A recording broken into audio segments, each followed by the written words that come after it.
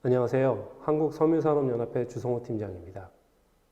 자동차용 섬유 소재 부품 기술 교류 세미나에 참석해 주신 섬유업계 및 자동차업계 관계자 여러분 모두 반갑습니다. 오늘 세미나는 소재 부품 기술 개발 과제를 주관하는 한국산업기술평가관리원의 후원으로 소부장 섬유산업협력단을 주관하는 한국섬유산업연합회가 개최하게 되었습니다. 소부장 섬유산업협력단은 섬유 분야 소재 부품 기술 개발 과제의 사업화 촉진, 수요 산업과의 기술 교류 및 성과 관리 등을 지원하고 있으며 섬유 분야 소재 부품 기술 개발 과제는 현재 총 18개의 총괄 과제, 37개 세부 과제로 구성되어 있는데 이 중 자동차 관련 과제 비중이 절반이 넘는 상황입니다.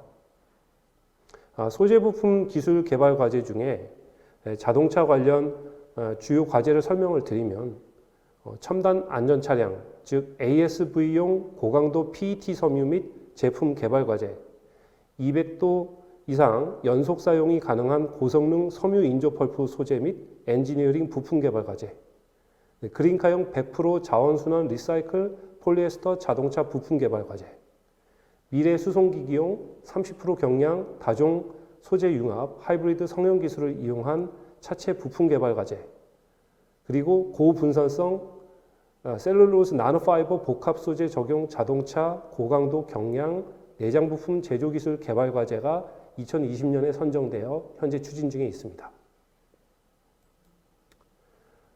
아울러 2021년도에는 마이크론급 극세 유리 섬유를 활용한 고강도 복합재 개발 과제가 있고 친환경 초경량 자동차 내장재용 중공 천연 섬유 강화 폴리프로필렌 복합재 성형품 및 폴리에스터 팽창보드 소재 자동차 내장재 개발 과제가 있습니다.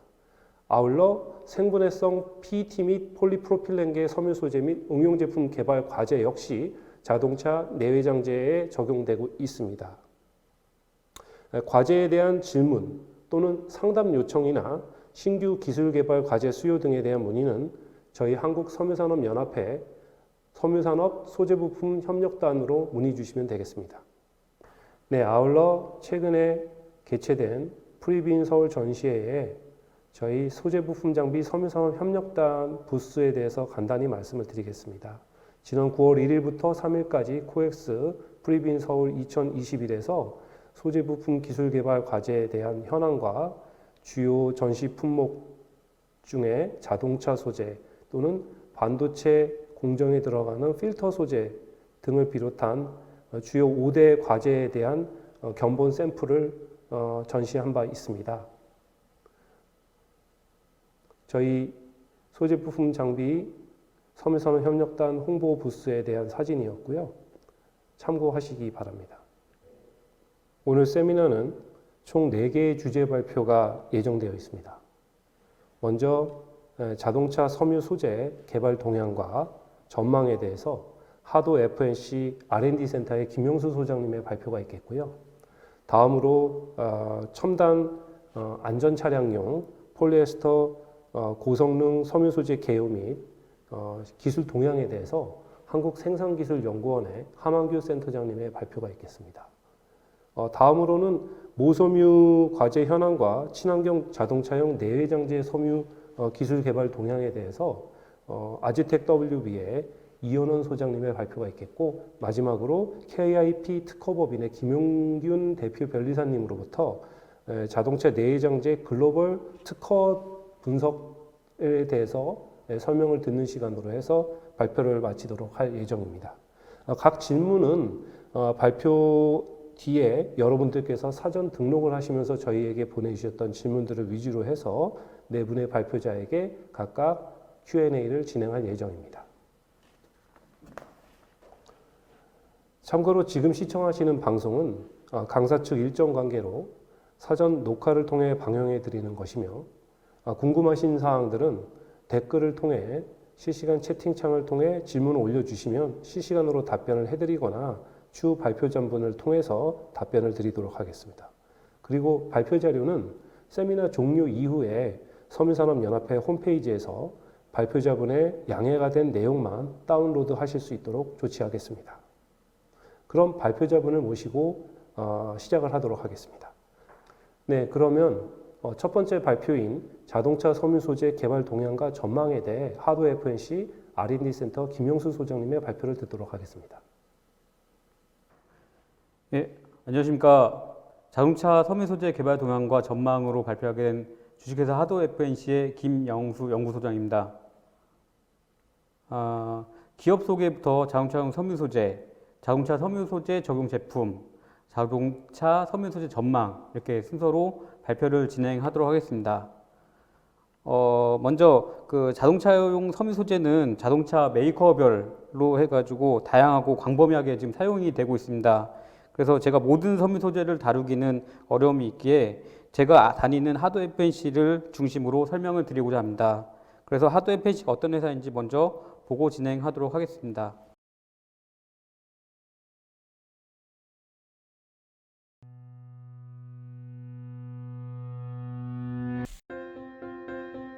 (1994년) 하도 섬유로 시작된 하도 FNC는 끊임없는 노력과 열정으로 폴리에스테르 기반 친환경 제품 생산과 미래 신소재 연구 및 개발에 힘써왔습니다.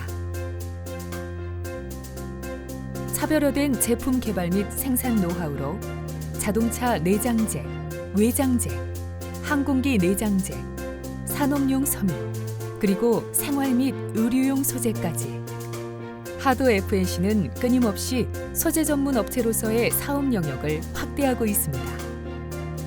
불가능을 가능으로 바꾸는 노력과 신소재 개발에 대한 열정으로 미래 고객 가치를 창조하고 있습니다.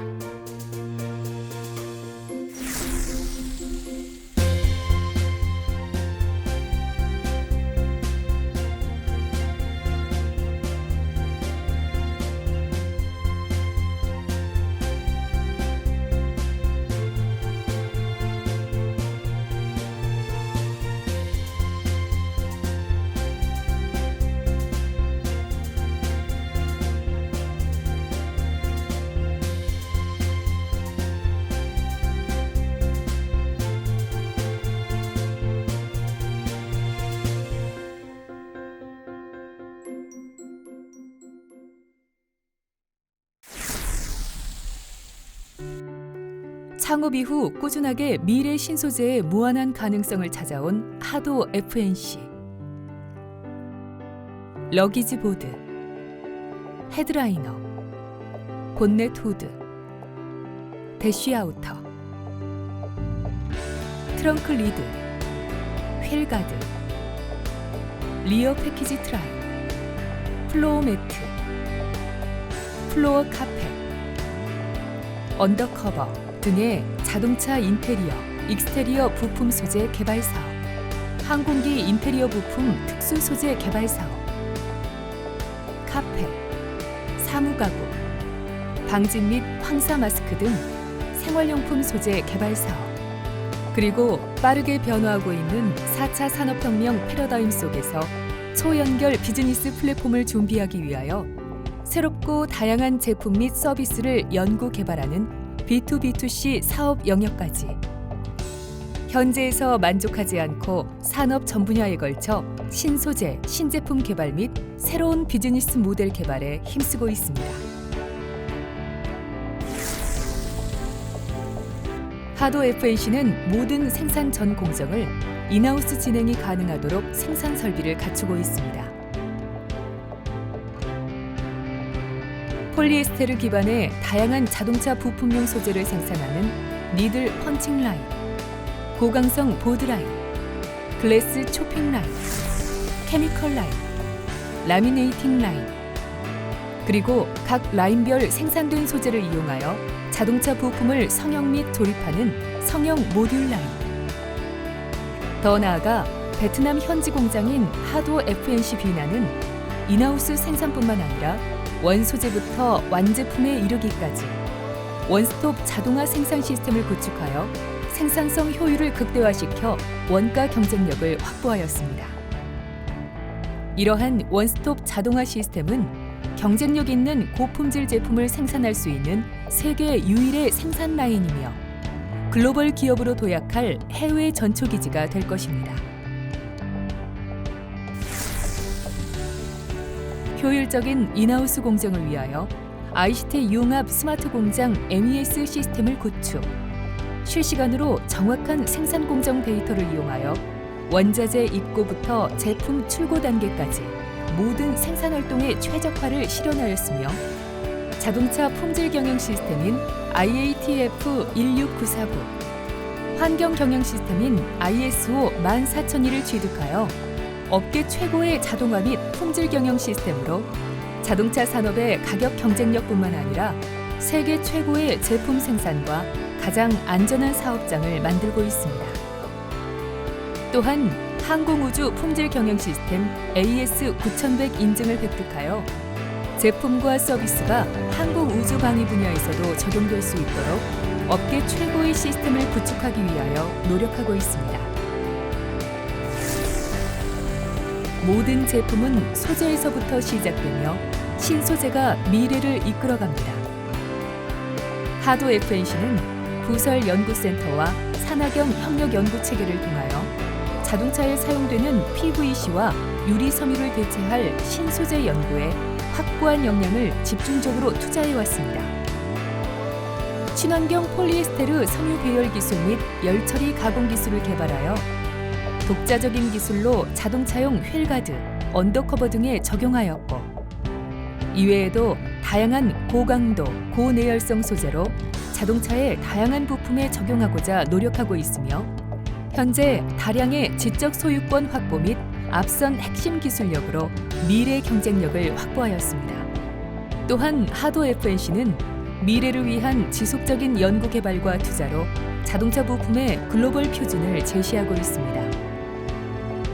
국내 완성차 업체와의 협력 발전으로 현재까지 많은 차종에 하도 FNC의 소재가 적용되었고, 이러한 기술력을 인정받아 국내 토요타, 테슬라, 크라이슬러 등 해외 기업의 제품뿐만 아니라 최초로 항공기에도 적용되었습니다. 미래에 대한 도전은 아름답습니다. 미래를 향해 창업 초기부터 달려온 하도 FNC.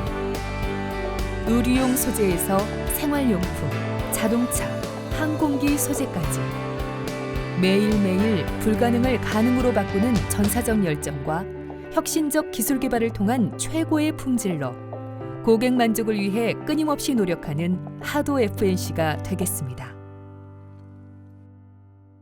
네, 하도 FNC에 대한 동영상을 봤는데요. 하도 FNC에 대해서 간략하게 요약해서 말씀드리면은 처음에는 그 의류용 부직포를 생산하던 조그만 공장에서 현재는 자동차에 들어가는 PET 부직포를 이용한 다양한 제품을 자동차 현대, 기아, 쌍용, 르노삼성, GM 쪽에 공급하는 큰 회사가 되었습니다.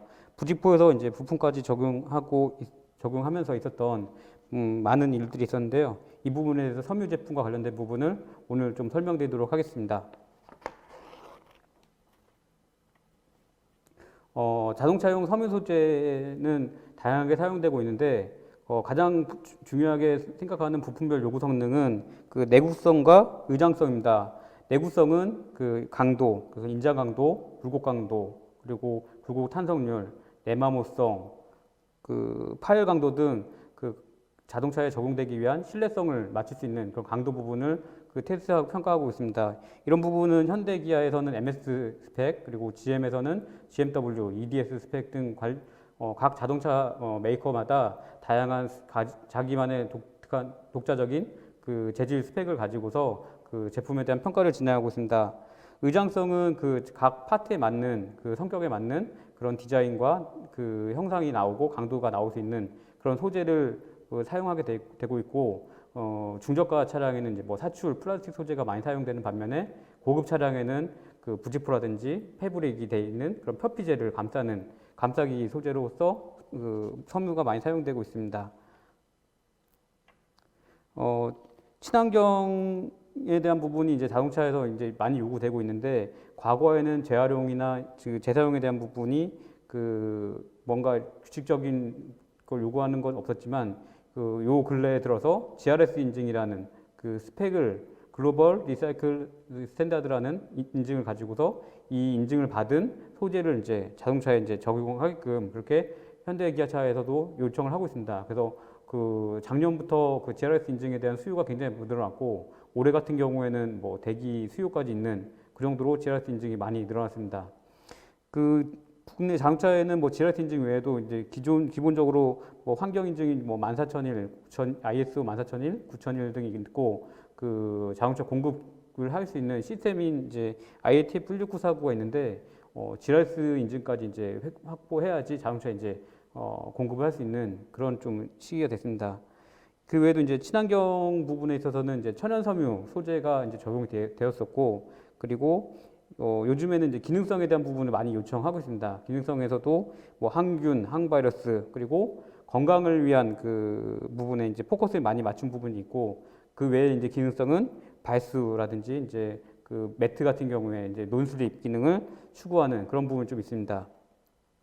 이런 그 친환경과 기능성 이 부분이 이제 아무리 이제 개발이 되어도 가장 큰 내장 이 소재 업체 쪽에서 문제가 경제성입니다.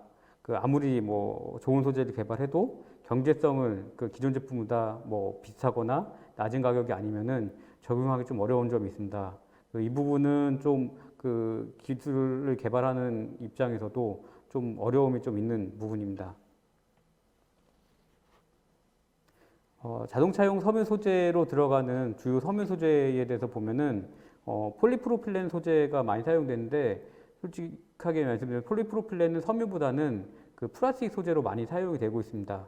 일단 경제성이 좋고 그 비중이 이제 0.8에서 9 정도밖에 안 되기 때문에 경량 소재라는 장점을 가지고 있습니다. 그리고 융점이 낮기 때문에 성형성이 우수하고 이런 장점을 가지고 있어서 그 사용이 많이 되었고요. 그 도어 트림 소재로 해가지고 그 천연 섬유와 같이 이제 혼성 카딩을 해가지고 같이 이제 열 압착을 해서 도어 트림용 이제 그 프레임이 되는 그 소재가 들어가기도 했는데 일단 폴리프로필렌은 이런 이제 같이 혼성돼서 들어가는 또 그 멜팅이 돼가지고 그 천연 섬유가 이제 그 레인포스 역할을 하고 그 매트릭스 역할을 하는 그런 용도로 많이 사용되고 있습니다.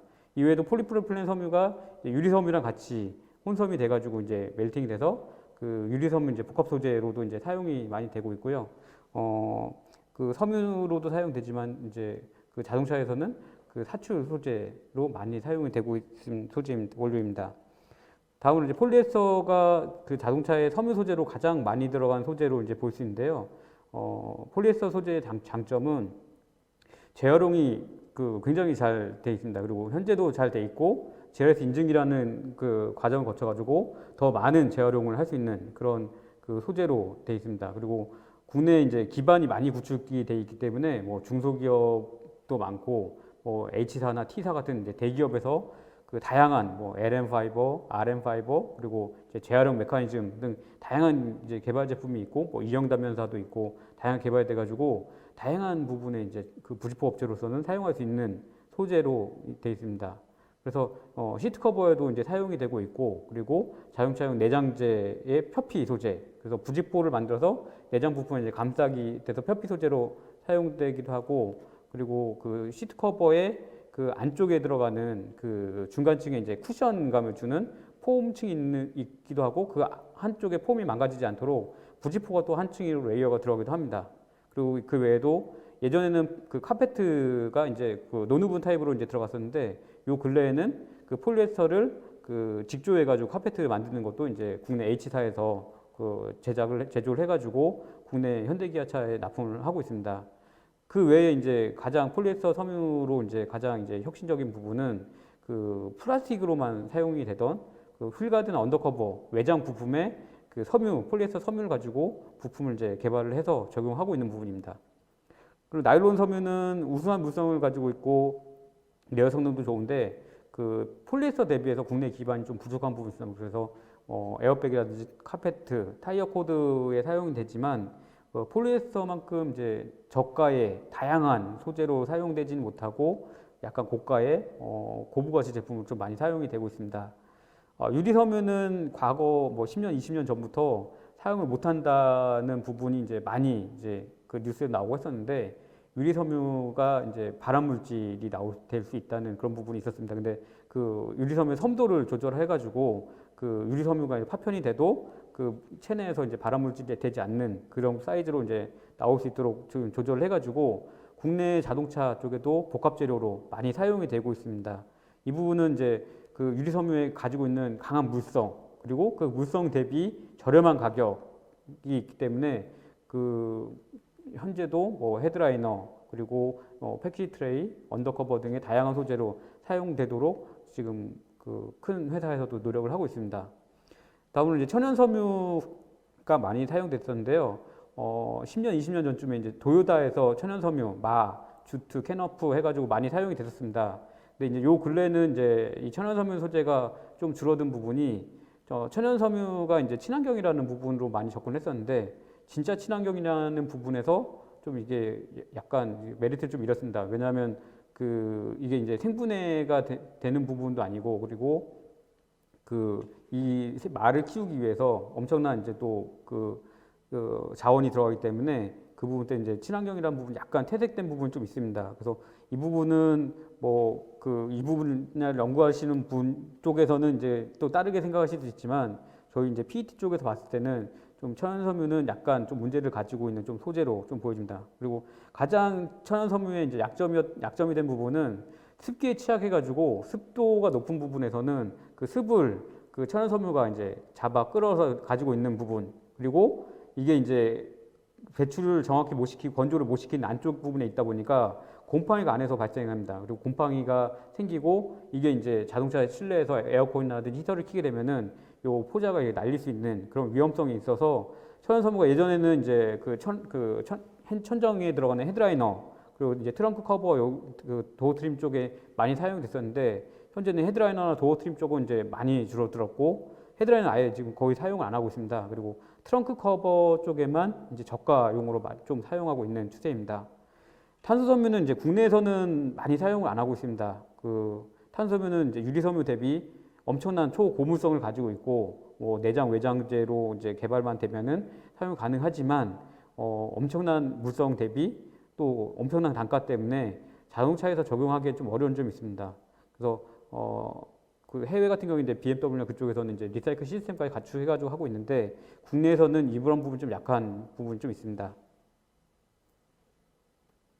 자동차용 섬유 소재는 이제 표피를 감싸는 부분이 있고 아예 이제 섬유 소재로 부품화되는 제품이 있습니다. 그래서 먼저 이제 표피 감싸개 쪽을 먼저 보면 여기 빨간색으로 이제 점선을 칠해놨는데요. 배터리 커버, 본네트 후드, 대시아우터 같은 흡음층을 그 얇은 케미칼 론우분이라고 합니다. 그래서 얇은 웹에다가 아크릴 바인더를 약간 먹여가지고 종이처럼 만든 부직포인데요. 이게 이제 열을 받으면 신율이 생깁니다. 그래서 형상을 이제 구현시킬 수 있어가지고 PU 폼이나 글래스울에 이 얇은 케미칼 부직포가 덮여가지고 이 부품화됩니다. 그래서 그 PU 폼이나 이제 글래스울을 덮어주는 감싸게 이제 역할을 하고 있고요. 그리고 그 필러나 헤드라이너 쪽에 이제 그 고급차 같은 경우에는 직물 타입으로 해가지고 필러를 감싸기, 그리고 헤드라이너도 직물이 이제 감싸기가 돼 있고요. 리어 시트백 이렇게 이야기하는데 과거에는 이제 플라스틱 사출물이 시트의 백면을 이렇게 덮어주는 그런 역할을 했는데 요 근래에는 이제 이제 캠핑 쪽이나 뭐 짐 화물을 많이 놓으면서 이 뒷열을 이제 평탄화를 좀 시킵니다. 그래서 자동차 메이커에서도 뒷열을 평탄화시키면서 요 부분을 부직포로 이제 덮어주는 그래서 이제 감싸는 그런 역할을 하고 있습니다. 트렁크 리드는 이제 자동차 트렁크를 이제 세단 차량의 트렁크를 열었을 때 이 열린 면에 바로 이렇게 보이는 그 윗부분 면을 덮어주는 이제 덮개입니다. 이 부분도 이제 그 PP 압출 보드에 그 부직포가 이제 붙은 상태로 성형을 해가지고 이런 형상을 만들어서 자동차에 장착이 되게 돼 있습니다. 러기지 보드 같은 경우에 이제 초면섬 강화 보드 위에 부직포가 이제 좀 약간 고중량, 300g, 400g, 500g 정도의 고중량으로 덮어주면서 그냥 검정색으로 그 천연섬유가 안 보이고 검정색으로 이제 트렁크가 이제 덮이도록 그런 형상을 유지하도록 되는 표피 역할을 하고 있습니다. 다음으로 그 소재 부품 역할을 하는 그 부직포 PET를 보도록 하겠습니다. 리어 패키지 트레이는 지금 현재는 그 기재 쪽에 PP와 유리섬유를 사용하는 부분 그리고 PP와 천연섬유 사용하는 부분 두 가지 소재로 이제 적용되고 있고 이 두 가지 소재 위에 다 이제 PET로 된 감싸개 부직포가 적용돼서 부직포로 형성된 그 부품이 돼 있습니다. 과거에는 이제 압출 소재를 가지고서 거기에 이제 표피를 얹어가지고 했었는데, 현 추세는 이제 그 천연섬유와 그리고 유리섬유 펠트를 가지고 그 위에 이제 감싸게 된 부직포로 이제 사용을 많이 하고 있습니다. 그리고 러기지 사이드 트림도 예전에는 이제 PP 압출 보드에다가 이제 감싸게만 했었는데, 요 근래 고급차 G90이라든지 G80 뭐 이런 고급차들에는 그 트렁크 러기지 사이드의 기재층을 압출 보드로 하면은 이게 이제 차음 효과가 있는 반면에 이제 흡음 효과가 적기 때문에 흡음을 이제 높일 수 있는 그 PET 펠트 타입으로 기재층을 형성하고 있습니다. 그리고 플로어 서브매트도 그 카페트와 이제 부직포를 붙여가지고 부직포가 이제 흡음 역할과 이제 논술 역할을 주는 그런 부품으로 이제 부직포가 사용이 되고 있고, 플로어 카페트는 이제 과거에서부터 이제 PET 논우분을 가지고 부품으로 직접 사용이 되었습니다. 이제 추가로 많이 개발된 부분이 휠가드 언더커버인데, 이 부분은 뒤에서 조금 더 설명을 드리도록 하겠습니다. 자동차용 부품을 저희가 이제 개발을 여러 건을 했는데, 일단은 뭐 몇 가지 사례를 좀 보시고 어떻게 좀 개발이 진행됐는지 좀 같이 이야기하고 고민해보고자 합니다. 저희 하드 FNC는 그 PT 섬유를 가지고 카딩 공정을 거쳐서 이 카딩된 웹을 니들 펀칭, 아니면 그 케미칼 바인딩, 그리고 아니면 서멀 본딩, 이 세 가지 공법으로 부직포를 만드는 회사입니다. 이 세 가지 공법 중에서 저희가 2013년쯤에 그 의자를 개발하는 정부 과제를 진행했습니다. 그래서 그 의자를 개발하면서 그 섬유를 고온 고압으로 눌러서 압착했을 때 아주 강성이 높은, 그래서 의자로 써도 되는 그런 강한 펠트를 만들었습니다. 이 펠트를 만드는 기술을 가지고 저희가 그 자동차에서 이제 필요할 때, 휠가드나 언더커버 필요할 때 요 자동차 의자에 만들었던 펠트 기술을 갖다가 휠가드나 언더커버에 이제 접목을 시켜가지고 그 저희가 이제 자동차에서 필요한 때 바로 그 개발을 진행하여서 그 휠가드 언더커버가 이제 개발이 완료됐습니다. 그래서 휠가드를 보시면은, 휠가드는 이제 자동차의 타이어와 그 자동차 차체 사이에 이제 위치하는 부품으로서 외부 이제 오염물을 그 자동차 안쪽으로 안 들어가게 이제 막아주는 역할도 하고, 그리고 그 내충격성, 그리고 그 돌이 튀는 소리를 이제 쇠에 바로 닿지 않고 이제 한번 1차 막아주는 역할을 합니다. 그리고 과거에는 이제 그 사출로 돼 있을 때는 그 흡음 역할이 없어가지고 소음이 이렇게 발생을 했는데, 이 펠트 재질은 이제 다공성 소재이기 때문에 흡음 기능이 굉장히 강합니다. 그래서 그 흡음성을 가지고 이제 흡음재도 없애는 그런 소재로 이제 개발을 계속 진행하고 있습니다. 그래서 이제 기존 소재와 이제 비교해 보면은 이제 사출 제품 대비해서 이제 리사이클, 그리고 MVH 성능, 내구성, 경제성 모두 이제 우수한 소재로 저희가 이제 개발을 진행하였습니다. 언더커버 소재 같은 경우에는 과거에는 언더커버라는 걸 거의 사용을 안 했습니다. 근데 언더커버를 사용을 많이 하게 된 그 과정이 해외차에서 이제 많이 하게 됐고, 해외차도 그 언더커버를 했을 때와 안 했을 때 이 공력을 제어함으로써 자동차의 그 힘을 더 높이는, 그러니까 그 자동차의 이제 힘을 높이기 위해서 이제 그 경량화를 시키거나 하는 부분이 있는데, 공기 저항을 이제 줄이는 겁니다. 그래서 상부 공기 저항은 이제 디자인으로 줄이지만 하부의 공기 저항은 언더커버를 함으로써 언더커버에서 이제 바람을 이렇게 그 굴곡진 면을 그냥 평탄하게 이렇게 흘려 보냄으로써 그 더 이제 연비를 좋게 하는 그런 소재로 사용됐습니다. 그래서 언더커버도 이제 초기에는 이제 없었다가 이제 PP 사출로 이제 언더커버를 제조하였다가 이제 그 다음 제품 이제 유리섬유로 이제 언더커버를 제조하였습니다. 이제 그 다음에 이제 저희가 PET로 이제 개발하였는데, PP로 된 사출 언더커버 같은 경우에는 내열성이 이제 안 좋고 그 열에 의해서 변형이 좀 잘 됩니다. 그리고 제일 취약한 부분이 동절기에 깨지는 상황이 좀 많이 발생합니다. 그리고 이게 그 바닥 면하고는 떨어져 있지만 방지턱이라든지 넘어가다가 이게 튀는 부분이 있기 때문에 그 상황에서 그 깨짐 현상이 많이 좀 발생하는 안 좋은 점이 있었고요. 이 부분을 좀 보완한 부분이 이제 유리섬유 복합 재료가 되는 유리섬유 강화보드 제품입니다. 이 유리섬유 강화보드는 유리섬유와 이제 PP와 혼섬을 해서 이제 부직포 펠트를 제조하고 그 위에 표피를 감싸야 되기 때문에 공정이 좀 많습니다. 그래서 고가의 설비와 이제 높은 단가가 이제 발생하였습니다. 그리고 라인 조립할 때 그 조립 라인에서 그 유리섬유 이제 분진이 사이드 끝단면에서 그 분진이 이제 떨어질 수 있습니다. 이 부분은 이제 그 조립 라인에서 이제 현대기아라든지 아니면 다른 조립 라인에서 굉장히 이런 분진을 싫어합니다. 왜냐하면 이게 인체에 닿으면 굉장히 따갑습니다. 그래서 이런 부분을 싫어해가지고 좀 많이 배제를 하고 있는데, 그럼에도 불구하고 이제 끝단을 이제 막아서라도 이제 공급을 하는 그런 부분이 좀 있습니다. 일단 이 소재의 가장 큰 단점은 이제 재활용이 아예 안 된다는, 불가하다는 그 부분 좀 제일 큰 단점인 것 같습니다. PET 소재는 이 부분을 많이 해결하였는데요. 이제 분진 발생 문제를 이제 열로서 이제 열 가성 섬유를 사용하기 때문에 열로서 이제 분진 발생 문제를 해결하였고, 높은 강도를 가지는 이제 구조를 개발하고 재활용이 가능하도록 이제 개발을 진행하였습니다. 그리고 이제 유리 섬유 대비해서 높은 흡수성을 가질 수 있도록 그렇게 개발을 진행하였습니다.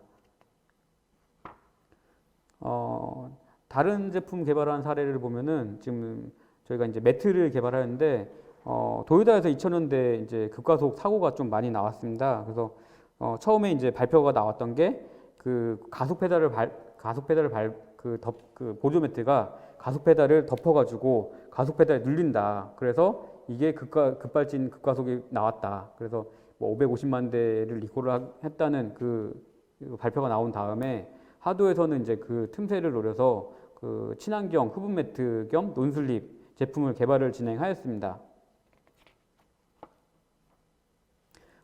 국내외에서 이제 서브 매트가 이제 어떻게 변경되었냐면은, 기존에는 이제 국내외 다 모두 재생 고무 그리고 PVC 이런 소재를 가지고 패킹했습니다. 표피는 이제 카페트를 사용하였는데, 백면에 이런 재생 고무라든지 PVC가 들어가다 보니까 재생 고무 같은 경우는 굉장히 무겁습니다. 고무를 이제 굉장히 이제 감싸가지고 하기 때문에 무겁고, 그리고 냄새가 납니다. 아무래도 이 부분은 그 몇 번 사용하다 보면 고무는 이제 고무 특유의 냄새를 가릴 수가 없고요.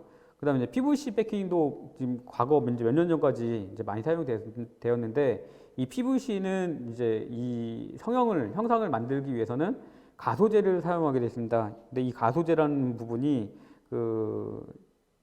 굉장히 안 좋은 그 소재이기 때문에, 원료이기 때문에 지금 많이 이제 규제가 되고 있습니다. 그래서 이 부분을 이제 하도에서는 PET 논우분으로 이제 변경을 해가지고 이제 흡음성과 논슬립을 맞출 수 있는 소재를 개발했습니다. 그래서 2009년에 이제 르노 삼성의 SM3를 시작으로 해가지고 도요타, 쌍용 등에 이제 확대 적용을 하였고요.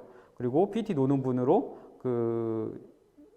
개발됐던 부분을 실리콘 도트 방식으로 이제 좀 변경해서 또 개발을 진행하였습니다. 그래서 2014년부터는 소나타 하이브리드 등 현대 기아 쪽에 많이 적용하였습니다. 그래서 재생 고무와 PVC 그리고 부직포의 이제 서로의 장단점을 이제 비교한 사례인데요. 근데 경제성에서 보면 이제 그 PVC가 제일 좋은데, 그 환경 오염 물질을 이제 많이 발생하기 때문에 PVC는 이제 지금 국내에서도 거의 사용되지 않는 그런 추세에 있습니다. 그리고 이 친환경 서브매트를 개발하고 특허로 인해서 이제 매출이 많이 발생하였는데, 이 부분이 이제 현재는 많이 발생하고 있지만 저희가 이 소재를 개발한 게 2008년, 2009년도였습니다. 근데 이 소재가 이제 양산 들어가고 적응목되고 이제 매출이 발생하게 된 게 한 5년에서 7년 정도 있다가 이제 매출이 발생하게 됩니다. 그래서 연구개발 제품이 이제 발생했을 때 미리 준비하는 휠가드 언더커버도 저희가 이제 전에 또 다른 부직포들도 개발을 했었지만 의자를 제작을 하면서 강성 있는 부직포 펠트를 개발하는 이제 능력을 가지고서 바로 이제 휠가드 언더커버를 개발하였고, 이 서브매트 같은 경우도 뭐 5년, 10년 정도를 계속 개발하면서 계속적인 기술 개발을 이룩하였습니다. 그 여파로 인해 가지고 이제 뭐 르노 삼성, 쌍용, GM, 뭐 현대기아까지 이제 공급을 하게 되었고요. 이 부분이 이제 개발자들의 이제 좀 어려운 점인데, 개발하면은 이제 그 경영진에서는 이걸 바로 사용해가지고 매출이 발생하기 원하지만 실제 제품이 이제 매출 발생하고 하는 부분은 좀 시간이 좀 걸릴 수가 있습니다. 그래서 그 부분은 좀 개발자나 그리고 경영진에서도 좀 고려가 돼야 될 상황인 것 같습니다.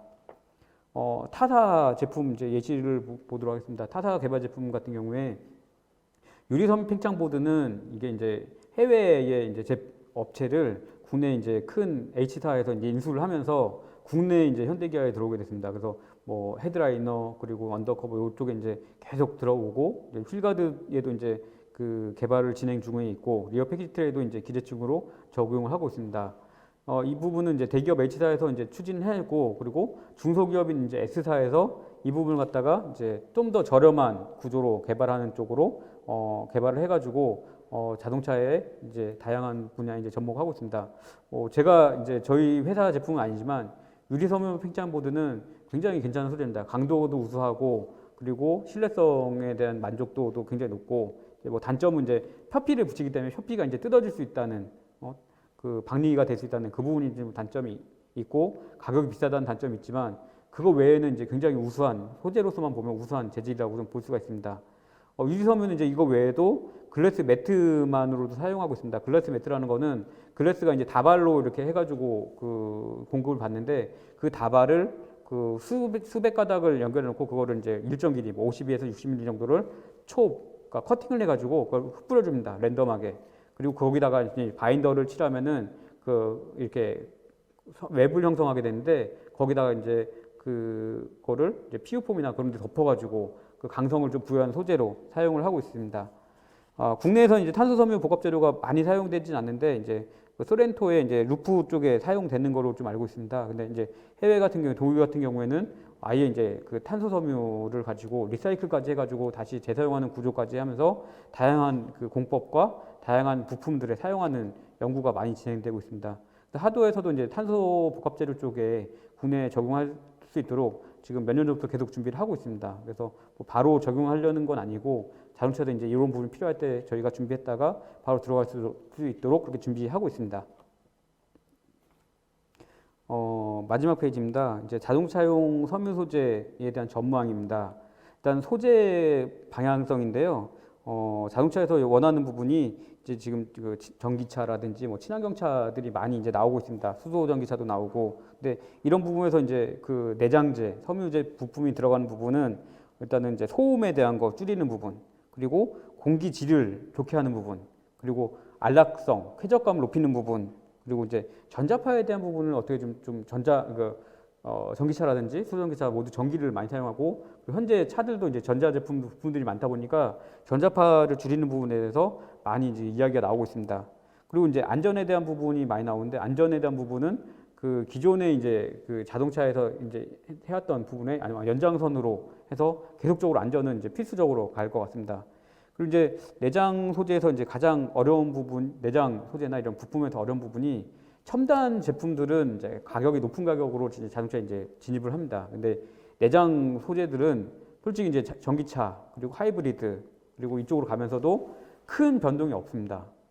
근데 자동차에서 요구하는 거는 변동이 별로 없는 대신에 가격은 낮춰라는 부분입니다. 그래서 그 근래 이제 3, 4년 동안 인건비가 이제 급등을 했고 뭐 재료비도 많이 이제 폭등을 하고 있는데 오히려 이제 제품 가격은 계속 낮게 지금 들어가고 있는 부분입니다. 그래서 어떤 그 제품 개발하던 자동차에서 원하는 경제성을 맞출 수 있는 제품을 개발하지 않으면은 자동차의 공급이 좀 쉽지는 않은 그런 전망입니다.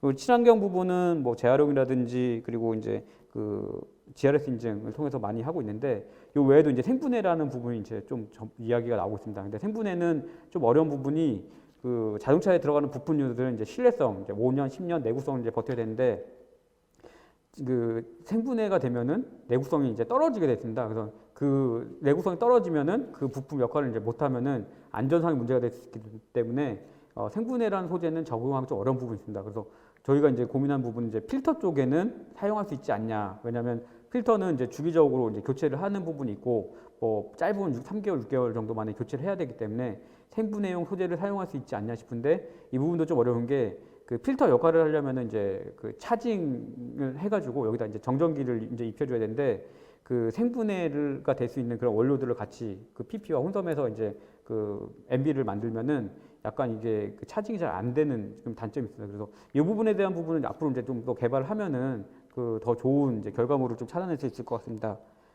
섬유 제품 관련해서는 이제 흡음재 쪽이 굉장히 유망하다고 생각을 하고 있습니다. 왜냐하면은 그 이전에는 이제 엔진 소음 때문에 많은 소음들이 묻혀왔습니다. 그래서 자동차도 이제 현재 이제 내연기관 자동차를 타시는 분들은 다양한 이제 소음이 발생하지만 엔진 소음 때문에 그 소음을 못 느끼는 분들이 이제 좀 다수 있습니다. 근데 전기차로 가면서 전기차는 이제 내연기관이 없습니다. 그래서 윙 소리는 나는데 이게 고주파음이고 이제 보통 나오는 그 바닥 로드 노이즈라든지 아니 풍절음 이런 것들은 이제 저주파, 중주파 쪽에서 많이 나오고 있습니다. 그래서 이 부분을 이제 줄일 수 있는 그런 그 저주파 영역에서 흡음할 수 있는 그 흡음재 쪽에 대한 이제 연구 개발이 좀 많이 필요하다고 보이고요. 그리고 지금 이제 테슬라 쪽도 이제 그 필터를 헤파급으로 하고 있습니다. 근데 자동차의 이제 캐빈 필터를 헤파급으로 이제 사용하지 못하는 이유 중에 하나가 그 공기 헤파 필터가 가면은 공기 투과율이 좀 떨어집니다. 그래서 차압이 많이 걸리게 되고 그러면은 이제 공기 투과가 안 되면은 이제 자동차에 이제 그 압이 걸리기 때문에 이 부분을 이제 헤파 필터를 잘 사용 안 하는데 그 테슬라 같은 경우에는 필터 사이즈 늘리고 그리고 많은 부분에 이제 헤파 필터를 넣어가지고 그 공기를 많은 양을 이제 유입될 수 있도록 해서 그 뭐 광고에서는 이제 뭐 방독면급의 그런 필터가 들어갔다라는 이제 그런 광고까지 나오고 있고 국내 업체들도 지금 이제 그 미세먼지 때도 이제 헤파급에 대한 이야기가 좀 많이 나왔지만 현재 이제 바이러스 쪽에 대한 부분이 나오면서 헤파 필터에 대한 요구가 많아지고 있습니다. 그래서 그 필터 관련된 업체에서도 그 차압을 줄이면서 헤파 성능을 낼 수 있는 그런 필터 개발이 좀 필요한 부분이 있습니다.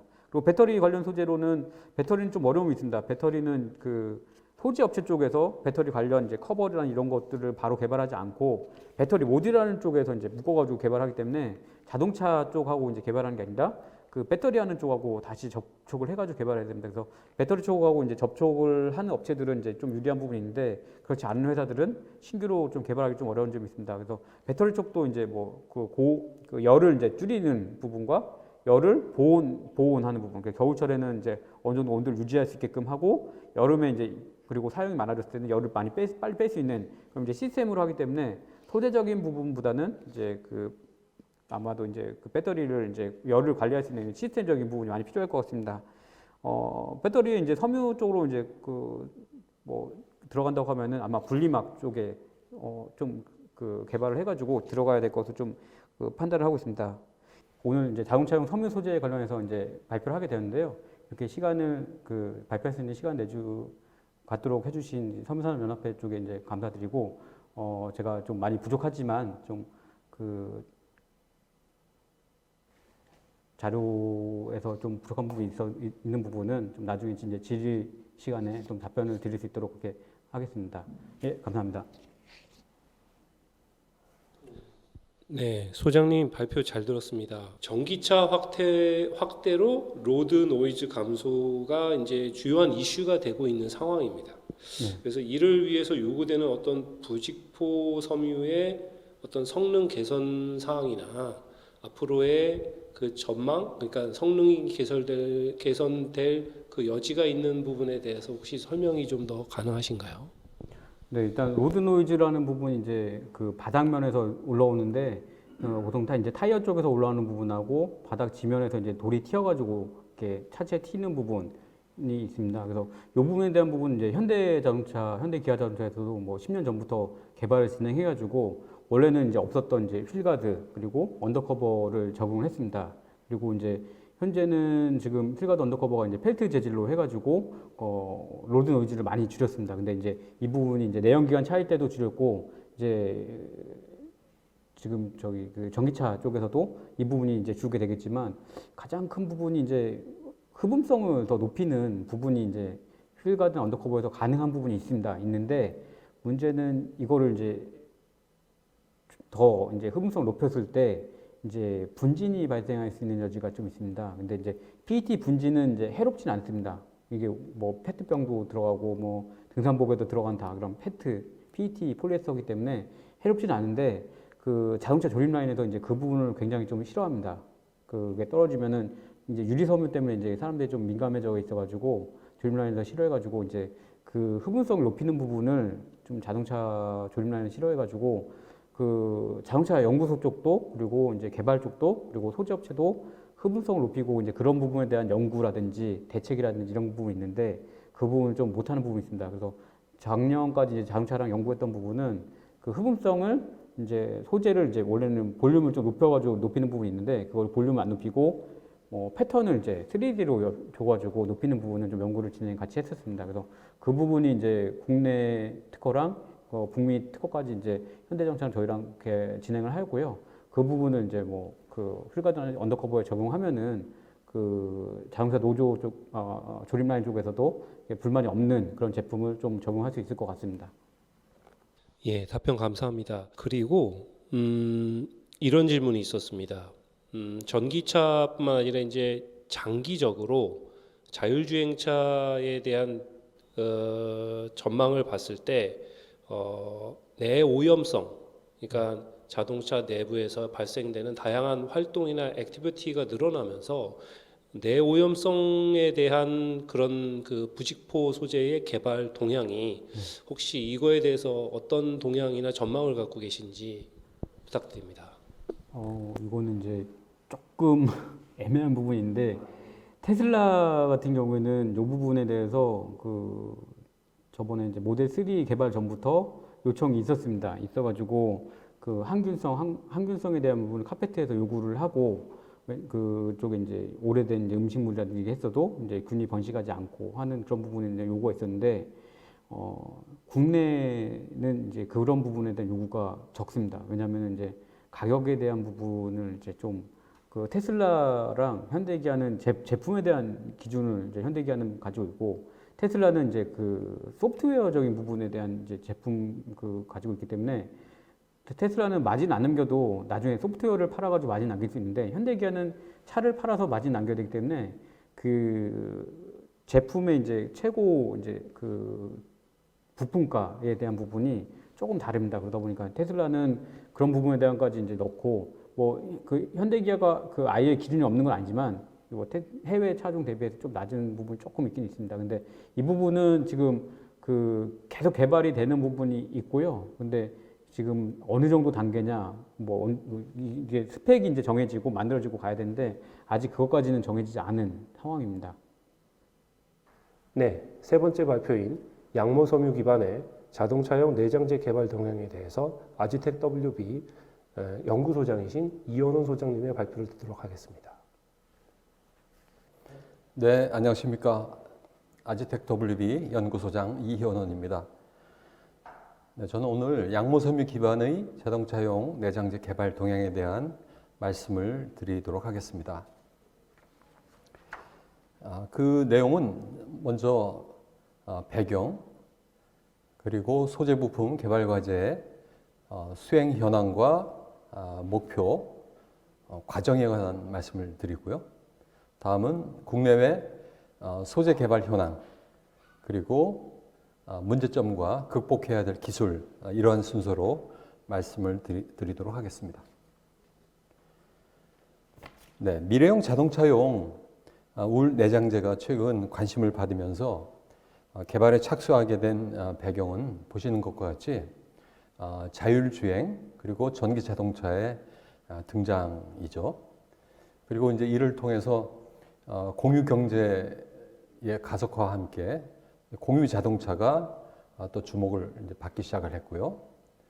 또 자동차가 이동 목적의 용도에서부터 휴식과 여가 공간으로까지 확장이 되고요. 또한 자동차 중에 특히 전기 자동차는 기와열을 써서 냉난방을 하는 것이 아니기 때문에 에너지 소비와 열 효율이 굉장히 이제 중요하겠습니다. 그래서 그 내장재가 에너지 그리고 열 효율에 어떤 영향을 미치는지 굉장히 또 이제 중요한 판단 요건이 되고요. 다음은 이제 쾌적하면서 편안한 실내 공간 디자인과 재료의 사용이 중요해졌고요. 또 내장재가 차음, 흡음, 또 방호성, 내구성, 또 경량 소재 이런 것들이 요구되고 있고 고급 내장재 선택이 예전에는 아주 고급 그 가죽 소재에서부터 최근에는 친환경 재료, 즉 리사이클, 바이오, 내추럴 소재 이런 것들로 이제 전환되고 있는 그런 점들. 또한 자동차 내장재의 커스터마이제이션, 그러니까 소비자가 이제 어떤 재료를 어떤 소재의 내장재를 쓸 것인지 하는 것을 직접 결정하는 점, 뭐 이러한 것들이 울 내장재가 관심을 받게 된 그러한 주요한 계기가 되었다라고 생각합니다. 우리 자동차 내장재 역사를 잠깐 살펴보면요. 롤스로이스, 제규와 같은 영국 자동차 브랜드들이 1980년대부터 적용을 시작을 하긴 했었습니다. 근데 이제 널리 퍼지진 않았고요. 일부 모델에 이제 선택적으로 이제 사용을 해 왔었는데요. 왼쪽에 보시는 자동차는 벤틀리의 2013년 퀸스 리무진이라고 하는 이름의 자동차 내장재에 램스울, 그러니까 아주 새끼양에서 얻은 아주 그 부드럽고 고급 그 울을 이제 사용을 한 것이 왼쪽에 그 모델이라고 이제 하실 수가 있고요. 오른쪽은 이제 볼보에서 사용하는 모델에 적용하고 있는 내장재가 되겠습니다. 최근에 이제 자동차 디자인의 관심이 자동차 그 외관의 디자인 또는 이제 뭐 내장재라고 하면 무조건 고급 천연 가죽을 이제 쓰는 그런 일변도에서 변화가 이제 오게 됐고요. 그래서 말씀드렸던 대로 여러 가지 친환경 또 식물성 바이오 소재, 뭐 리사이클 소재 이런 것들로 전환되면서 울 자동차 내장재가 다시 부활하게 된 그러한 계기가 되었다고 볼 수 있겠습니다. 네, 다음은 양모 섬유가 그러면 이제 이러한 어떤 기대 내장재로서의 사용할 수 있는 어떤 가능성 여기에 어떻게 부합하는지 그러한 구조적인 특성을 잠깐 살펴보겠습니다. 잘 아시다시피 이제 양모는 스프링 구조를 갖는 단백질 복합 구조로 이제 되어 있습니다. 그래서 뭐 단일 구조가 이제 중합을 통해 가지고 한 가지 어떤 그 단량체가 이제 복합된 것이 아니고요. 양모라고 하는 섬유 그 구조체가 이제 뭐 피브릴, 코르텍스 또 이러한 그 뭐 케라틴 구조 이런 것들이 이제 복합해 가면서 제일 이제 처음으로 이제 돌아가게 되면 스프링 구조로 만들어진 그러한 이제 구조체가 이제 만들어지게 되고요. 얘네들이 이제 복합화해 가면서 이제 단백질 이제 섬유가 만들어지게 되고요. 양모 표면은 또 이제 그 물 분자와 잘 결합할 수 있는 말단기를 이제 갖고 보유하면서 자기 중량의 30%까지 수분을 이제 보유하게 이제 되겠고요. 이를 통해서 온도와 습도의 조절 그리고 옷과 인체의 피부와의 온습도 조절할 수 있는 그러한 특성 또 열을 차단하거나 불에 잘 타지 않는 그러한 특성으로서 인체를 보호할 수 있는 그런 특성 즉 쾌적감 또 성능 어떤 보호 특성 이런 것들이 이제 합쳐져서 럭셔리하고 또 쾌적하고 또 자연에서 얻고 또 분해하기 쉽고 또 순환 가능한 섬유라고 하는 그런 점들이 기능적인 특성으로 나타난다라고 말씀드릴 수 있겠습니다. 네, 저희가 이제 그러면 이제 이러한 기본적인 그런 특성들이 있는데 실제로 사용되었을 때 얼마나 이런 성능이 잘 발현되는지를 이제 시험을 해봤는데요. 이거는 이제 자동차 내장재로 시험한 것은 아니고 저희가 이제 블랑켓으로 만들어서 블랑켓을 실내에서 사람이 덮고 있을 때 8시간 이상 실내에서 어떤 일정한 온도를 유지하고 있을 때 양모 블랑켓이 얼마나 온도하고 습도를 잘 조절해 줄 수 있는지 그걸 아마 이제 시험을 이제 해봤는데요. 이 그래프에서 블루 컬러로 표시가 된 것이 이제 양모, 오렌지 컬러로 표시가 된 것이 이제 폴리에스터로 두 가지 섬유를 비교를 했는데 지금 이제 왼쪽에 있는 표시가 된 것이 이제 습도가 되겠고요. 오른쪽이 시험 시간입니다. 8시간 이상 시험을 했을 때 양모는 비교적 안정적인 낮은 수분율을 이제 보인 반면에 폴리에스터는 상대적으로 넓은 범위의 높은 수분율을 보였다라고 하는 것을 아실 수가 있죠. 특히 5시간을 초과했을 때 보면 양모는 오히려 이제 습도가 이제 낮아지고 폴리에스터는 습도가 높아지지 않습니까? 이것은 양모가 이제 수분율을 기본적으로 15%의 수분율을 갖고 있으면서 자기 체중의 30%까지 물 분자를 흡수할 수 있는 반면에 이제 화학소면 그렇지 못한 특성 때문에 이러한 차이가 생겼다라고 유추해 볼 수 있겠습니다. 다음은 이제 마찬가지로 온도 변화를 또 측정을 해봤는데요.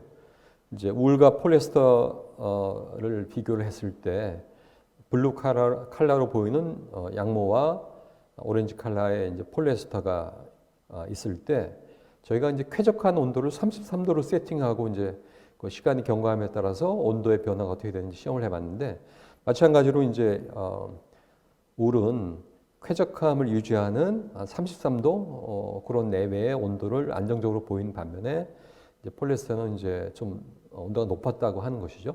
이건 이제 따뜻하다, 보온성이 있다 이런 개념과는 약간 좀 다른 것 같아요. 그러니까 일정한 온도로 안정적으로 온도와 습도를 조절해 줄 수 있느냐 없느냐 이제 이런 시험을 해봤을 때 양모가 다른 섬유보다 비교 우위에 있었다라고 하는 그런 자료가 이제 되겠고요. 다음은 이제 잘 아시는 대로 양모는 불에 잘 타지 않는 특성을 가졌죠. 그래서 여러 가지 다른 섬유들과 함께 몇 도에서 불이 붙는지를 시험을 해봤는데 블루 컬러로 표시가 된 양모는 600도가 되어야 이제 불이 붙고요. 면은 400도가 되면 이제 불이 붙는 것으로 나타났습니다. 다른 섬유에 비해서 높은 온도에서까지 견딜 수 있다라고 하는 것이 양모의 특성이고 또 불에 타면서도 눌러붙지 않아서 어떤 2차 피해가 발생하지 않는 점 이러한 점들이 이제 양모가 고급 내장재로 많이 쓰이는 그러한 어떤 요인이라고 할 수가 있겠습니다. 그래서 이러한 이제 양모를 내장재로 자동차 내장재를 어떤 목표 상품으로 개발했을 때 우리가 얘기하는 이제 장점은 이제 쾌적한 온도와 습도의 조절의 성능에 따른 이제 쾌적한 느낌 그리고 이제 고급스러운 외관 또 고유한 여러 가지 이제 특성들이 유지가 된다는 점 이거는 이제 어떤 탄력성이라든지 어떤 부드러운 촉감이라든지 이런 특성들이 있겠죠. 그게 이제 안정적으로 유지가 된다라고 하는 것은 또 어떤 시트 같은 것도 오래 사용하다 보면 닳거나 아니면은 그게 또 휘었다가 다시 복원되지 않는 어떤 그러한 섬유들도 많이 보이는데 이제 그러한 어떤 복원력 같은 것들도 좋기 때문에 품질의 안정성도 유지가 된다라고 말씀드릴 수 있는 거고요. 또 이제 안전성도 이제 아까 말씀드렸던 내용에 근거해서 장점이라고 할 수 있겠고 오른쪽에 보시는 것이 이제 전기 자동차 BMW의 i3 모델에 적용된 양모 내장재가 사용된 그런 예가 되겠습니다. 일반적인 그 가죽 시트로 만들어진 실내와는 다르게 약간 좀 차별화되면서도 또 고급스러운 그런 점들이 있고 그 양모 내장재로 100% 사용된 것이 아니고 그 어떤 하이브리드식으로요. 일부는 이제 가죽으로 사용이 됐고 또 일부는 양모로 사용이 되면서 서로 이렇게 잘 조화가 되는 그런 실내 내장재가 보여지고 있습니다. 현재 울 내장재를 사용하고 있는 주요 모델들을 살펴보면요. 이제 제일 위쪽에 있는 것이 이제 BMW의 i3 모델이 되겠고요. 가운데가 이제 랜드로버의 이제 레인지로버 벨라라고 하는 모델이 되고요. 제 아래쪽에 있는 것이 이제 볼보의 XC90 모델이 되겠습니다. 이들 모델들 특히 랜드로버나 볼보의 모델은 무조건 100% 다 이제 양모 내장재가 쓰인 것은 아니고 소비자가 이제 그 선택적으로 사용할 수 있게끔 이제 그렇게 어떤 옵션으로 이제 나와 있고 그래서 소비자가 이제 원하는 대로 이러한 내장재를 선택해서 사용하게끔 이미 이제 적용되고 있는 예가 되겠고요. 일반적으로는 30% 양모 그리고 폴리에스터 70% 정도 이렇게 혼방된 소재들이 이들 자동차에 적용되고 있습니다. 네, 다음은 이제 저희 사업단에서 진행하는 소재 부품 개발 과제 수행과 관련되어 있는 내용을 말씀드리겠습니다. 저희 사업단에서는 이제 원사 개발, 그리고 소재 개발, 염색 및 가공 개발, 그리고 실차 시험 및 평가 이렇게 이제 참여 및 수요 기업별로 업무를 나눠서 이제 과제를 수행하고 있는데요.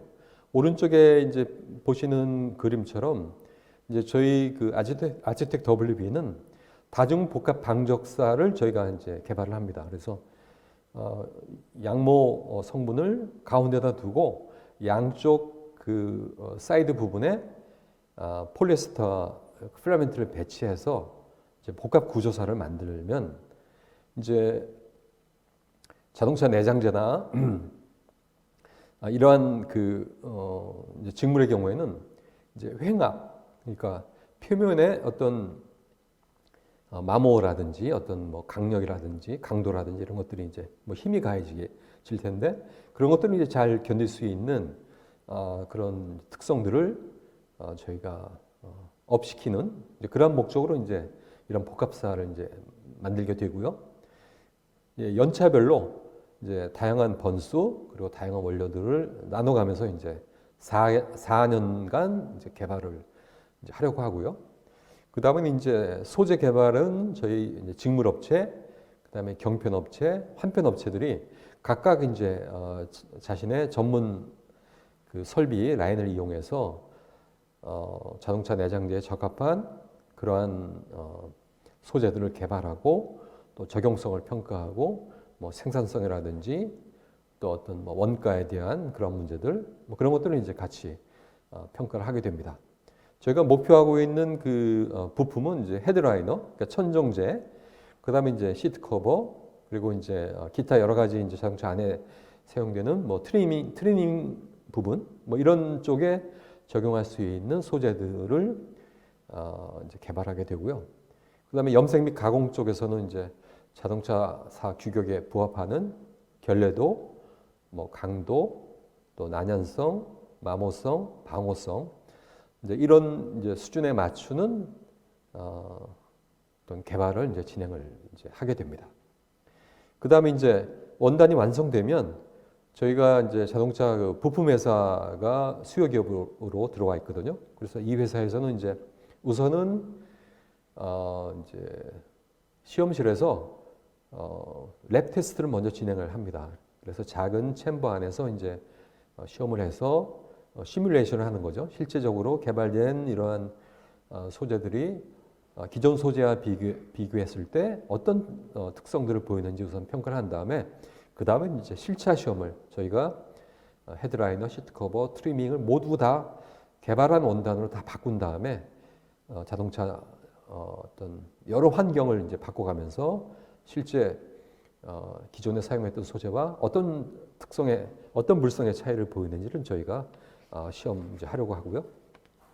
그 예들을 이제 보여드리면은 이제 왼쪽에 있는 것 같은 챔버 내에 다양한 섬유 재료들을 이제 투입을 한 다음에 외부에서 이제 가열을 합니다. 그러면서 열적 특성을 이제 시뮬레이션 실험을 해서 4시간 동안 가열했을 때 여러 가지 재료에 따라서 실내 온도가 어떻게 달라지는지를 저희가 이제 시험을 할 계획으로 있고요. 근데 이것과 관련해서 이제 어떤 중요한 양모의 어떤 특성을 말씀을 이제 드리고 넘어간다면요. 섬유의 열적인 특성이 있는데, 즉 이것은 이제 열 전도도라고 할 수 있겠습니다.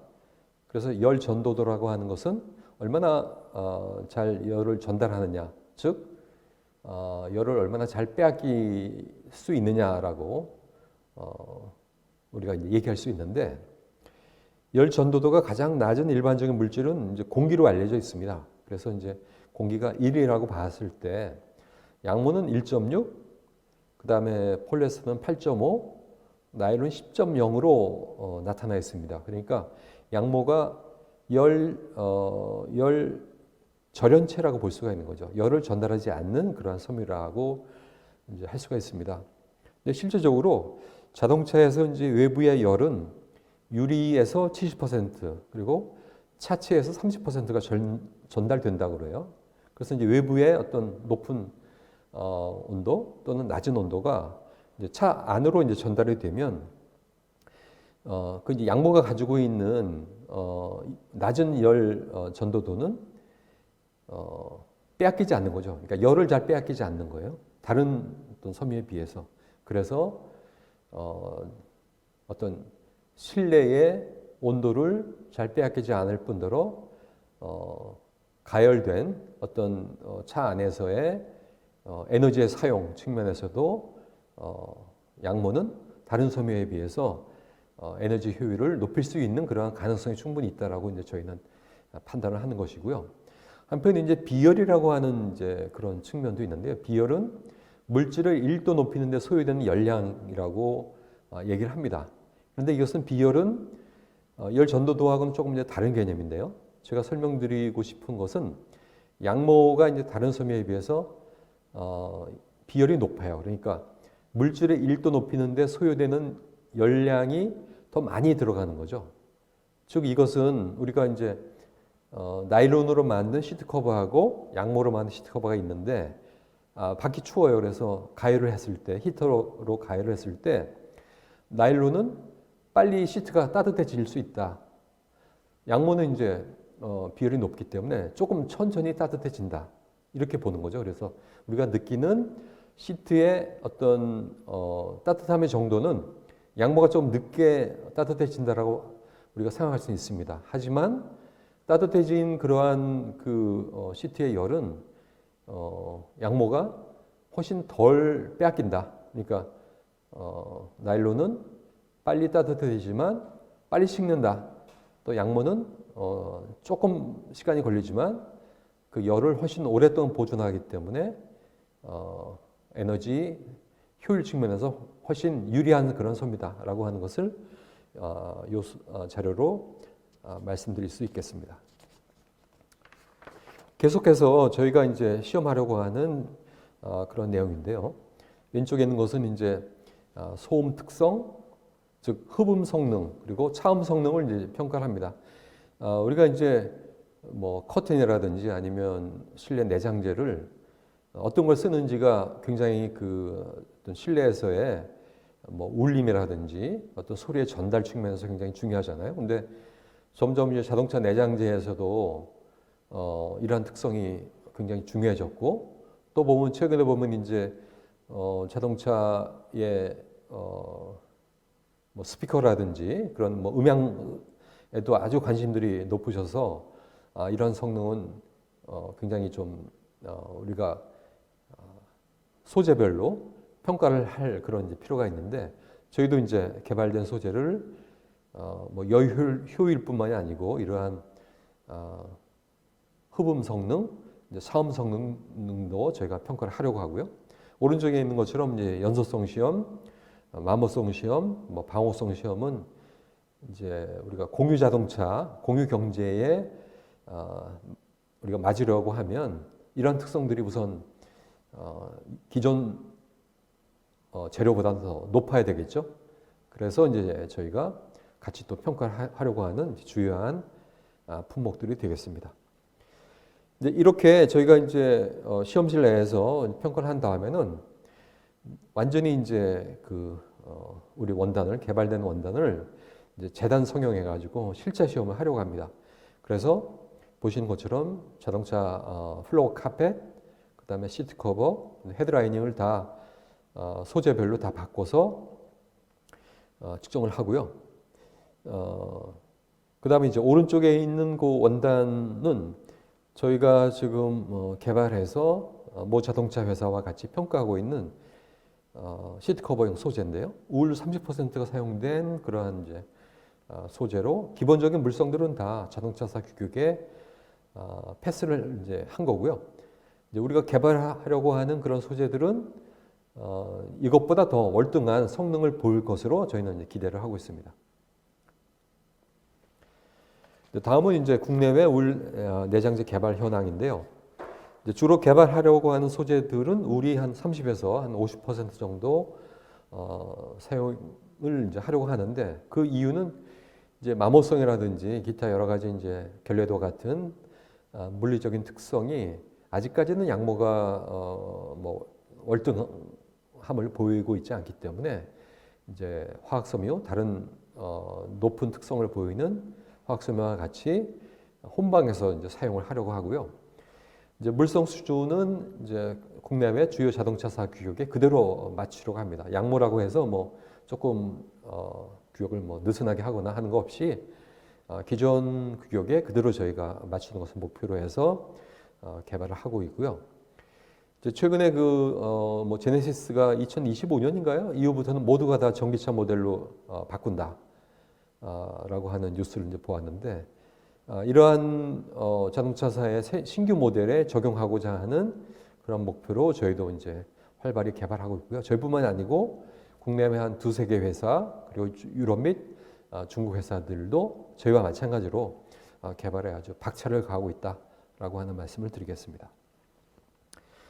한편 현재 이제 기술 수준으로 저희가 극복해야 될 어떤 뭐 성능이라고 할까요? 뭐 그런 것들을 말씀드리면 우선 강력이나 내마모성, 뭐 방호성과 같은 특성들, 특히 이제 이러한 물리적인 특성들을 이제 보완해야 되겠다라고 하는 것이 이제 첫 번째 중요한 항목이 되겠고요. 두 번째가 이제 아직까지 이제 색상의 제약이 이제 있습니다. 특히 이제 연한 컬러, 라이트 컬러라든지 블루 레인지들은 일광 갤러더가 좀 취약하기 때문에 색상의 제약이 있는데 이런 것들도 이제 저희가 극복을 해야 되겠고 그래서 여러 가지 아이디어들이 나오고 있는 것이 이제 뭐 이중적으로 만들어서 표면은 주로 그 일광성이 우수한 그러한 소재로 표면은 좀 많이 배치시키고 양모 같은 어떤 섬유들은 이제 뭐 그라운드가 아닌 이제 백 쪽에 많이 배치하게끔 한다든지 뭐 이러한 여러 가지 아이디어가 나오고 있는데요. 뭐 조만간 뭐 이러한 점들을 다 극복할 수 있으리라고 생각합니다. 다음은 이제 뭐 다른 섬유 소재와의 이제 가격 경쟁력인데 가격 경쟁력 측면은 워낙 이제 자동차용 그 내장재 소재의 가격 그 범위가 넓기 때문에 양모 소재는 아주 싼 소재와 경쟁을 하는 것은 아닙니다만 그래도 어쨌든 뭐 가격 경쟁력을 우리가 맞추는 것이 어떤 저변 확대하는데 크게 기여할 수 있으리라고 보고 저희가 가격 경쟁력도 굉장히 중요한 요소라고 저희는 판단하고 있고 그다음에 이제 실차 시험을 통해 가지고 비교 우위인 물성들의 어떤 검증한 데이터 뭐 기본적으로 이제 양모 소재가 아까 말씀드린 대로 뭐 천연 소재고 뭐 분해 잘 되고 그다음에 순환 가능한 그런 섬유라고 하는 특성에다가 어떤 성능을 비교했을 때도 뭐 탁월하다라고 한다고 하면 이제 앞에 말씀드렸던 약간 좀 부족한 물성들도 뭐 크게 아주 문제가 될 거라고는 이제 보지 않기 때문에 저희가 어쨌든 이러한 기술들을 잘 정립하고 또 저희의 강점들을 잘 발휘해서 우리 그 개발 기간 동안에 어떤 성공적인 그런 사업을 잘 수행해 나가도록 노력을 하겠고요.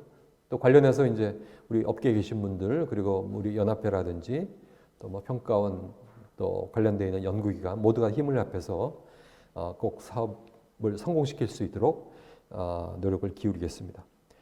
그리고 이제 우측은 페라리 모델에서 이제 우리가 오더를 할 때 이제 보여주는 그 옵션 내장재들이라고 합니다. 여러 뭐 그 가죽 소재들도 있지만 이제 다양한 소재들 여기 이제 울 혼방 소재들로 같이 있어서 여기에 이제 선택을 하게끔 컬러 뭐 소재 뭐 별로 뭐 다양하게 이제 보여주고 있습니다. 네, 지금까지 제가 말씀드릴 내용은 여기까지였고요. 또 관련한 질문이 있으시다고 하면 지금 표시된 연락처를 참고해서 연락 주시면 제가 성심껏 말씀드리도록 하겠습니다. 네, 오늘 제 발표에 경청해 주셔서 대단히 감사합니다. 네, 마치겠습니다. 예, 소장님 발표 잘 들었습니다. 저희에게 접수된 사전 질문이 몇 가지가 있는데요. 첫 번째는 자동차용 소재, 특히 내장재로서 가죽 소재라던가 아니면 폴리에스터를 비롯한 합성 섬유 소재가 많이 사용이 되고 있습니다. 오늘 발표하신 울을 포함해서 이 천연 섬유 소재가 앞으로 자동차 내장재 쪽으로 채택될 수 있는 전망, 그러니까 성장할 수 있는 전망에 대해서 좀 의견이 어떠신지 궁금하고요. 아울러서 자동차 메이커들이 최근에 이런 친환경 트렌드와 결합해서 천연 섬유 소재 내장재를 어느 정도로 선호하고 있거나 수요가 증가하고 있는지에 대해서 설명 좀 부탁드리겠습니다. 네. 얼마 전에 뉴스 보니까 이제 모 자동차 회사에서 2025년부터는 이제 전기차만 만들겠다. 어떤 뭐 브랜드에 이런 뉴스도 있었죠. 그러니까 지금 이제 에너지라든지 어떤 뭐 자동차 이제 패러다임이 완전히 이제 바뀌었죠. 그러면서 이러한 천연 소재, 친환경 재료, 에너지 효율을 생각하는 이러한 어떤 소재 선택 이거는 뭐 필연적인 것 같고요. 거기에 이제 뭐 양모라든지 면이라든지 기타 이제 여러 천연 소재들이 얼마나 잘 그 원하는 소비자나 기업이 원하는 그런 재료들을 적정한 어떤 가격에 또 원하는 그런 규격에 잘 맞출 수 있는지 이게 이제 중요한 포인트가 되겠는데 저는 뭐 충분하게 어떤 시장은 성숙돼 있고 앞으로 성장성은 매우 크다. 라고 이제 말씀드릴 수 있겠습니다. 그래서 이제 저희 그 모방 산업에서도 아주 중요한 시장이고 아주 중요한 기회다. 라고 판단을 하고 이제 이 개발에 아주 전력을 다하고 있고요. 뭐 섬사년이라든지 또 관련된 여러 연구기관에 또 많은 관심과 또 조언을 이제 기다리겠습니다. 네, 두 번째 질문은요. 지금 담당하고 계신 그 울 섬유 소재를 활용한 자동차 내장재 기술 과제와 관련해서 지금 다양한 내장재 용도로 해서 그 응용을 검토 중인 걸로 알고 있는데요. 어느 쪽 파트에서 그게 가장 퍼포먼스가 좋게 나올 걸로 기대하시는지요? 네, 이제 뭐 자동차 내장재 여러 그 아이템들이 있지만 뭐 크게 보면 이제 뭐 카펫, 그다음에 시트 커버, 그다음에 헤드라이닝 이렇게 볼 수 있는데 헤드라이닝은 그렇게 저희가 그러니까 우선순위라고 놓지는 않고요. 카펫도 마찬가지입니다. 시트 커버가 가장 저희가 우선 관심을 갖고 이제 개발하는 그런 아이템이 됩니다. 그래서 이제 뭐 인장 강도라든지 마모성이라든지 또 결례도라든지 방호성이라든지 뭐 이런 특성들을 저희가 충분히 맞출 수 있고 그 다음에 여러 가지 이제 관련된 뭐 규격 거기 수준에 우리가 부합하는 그런 개발만 저희가 완성된다고 하면 우선적으로 이제 시트 커버에 가장 먼저 적용될 수 있지 않을까라고 기대를 하고 있습니다. 네, 마지막으로 자동차 내장재에 대한 글로벌 특허 동향 분석에 대해 KIP 특허법인의 김홍균 대표 변리사님의 발표를 듣도록 하겠습니다. 네, 저 KIP 김홍균 변리사입니다. 오늘 말씀드릴 내용은 자동차 관련 특허 동향에 대해서 말씀드리겠습니다. 일단 그 발표 순서는 자동차 관련 그 특허 동향에 대한 그 분석 배경 및 목적에 대해서 먼저 말씀드리겠습니다. 지금 그 전기차 보급에 따른 그 차량의 어떤 경량화 문제, 그리고 이제 모든 자동차에 사용되는 그 소재에 대한 친환경 문제, 그리고 현재 자동차 부품을 대체하기 위한 개선책으로 또 약간 고강력을 갖는 문제, 이런 문제들이 자꾸 대두되고 있는데 이러한 소재들을 섬유 쪽에서 찾아보고자 하는 겁니다. 그리고 자동차는 이제 크게 보면은 외장재와 내장재로 나누어져 있는데 외장재, 내장재에 관련된 자동차에 관련된 섬유 소재에 대해서 말씀 올리겠습니다. 일단 검색은 전기관에 대해서 그 2021년 2월까지 그 특허 조사한 내용이고요. 대상 국가로서는 한국, 미국, 일본, 유럽, 중국, PCT에 관련된 그 특허를 조사했습니다. 검색 DB는 윈테립스 검색 DB를 사용하였습니다. 일단은 분석 대상 기술을 보면은 자동차 외장재 섬유로서는 자동차 그 차체 바디에 관련된 부분, 그리고 타이어 코드, 자동차 힐, 그리고 자동차 내장재에 관련된 부분은 뭐 카시트, 안전벨트, 카매트, 에어백, 그 내부 트림, 그리고 헤드라이너, 허범제, 필터 이런 분야에 대해서 특허 조사를 하였습니다. 각각 그 보통 이제 저희들 그 특허 윈테립스의 특허 DB에 등재된 특허가 한 1억 건 정도 넘습니다. 이 많은 특허 중에 그 관련된 그 자동차 외장재, 내장재 분야의 특허를 그 저희들이 조사해 봤을 때 롯데이타 기준으로 한 5만 1,000건 정도 그 나왔습니다.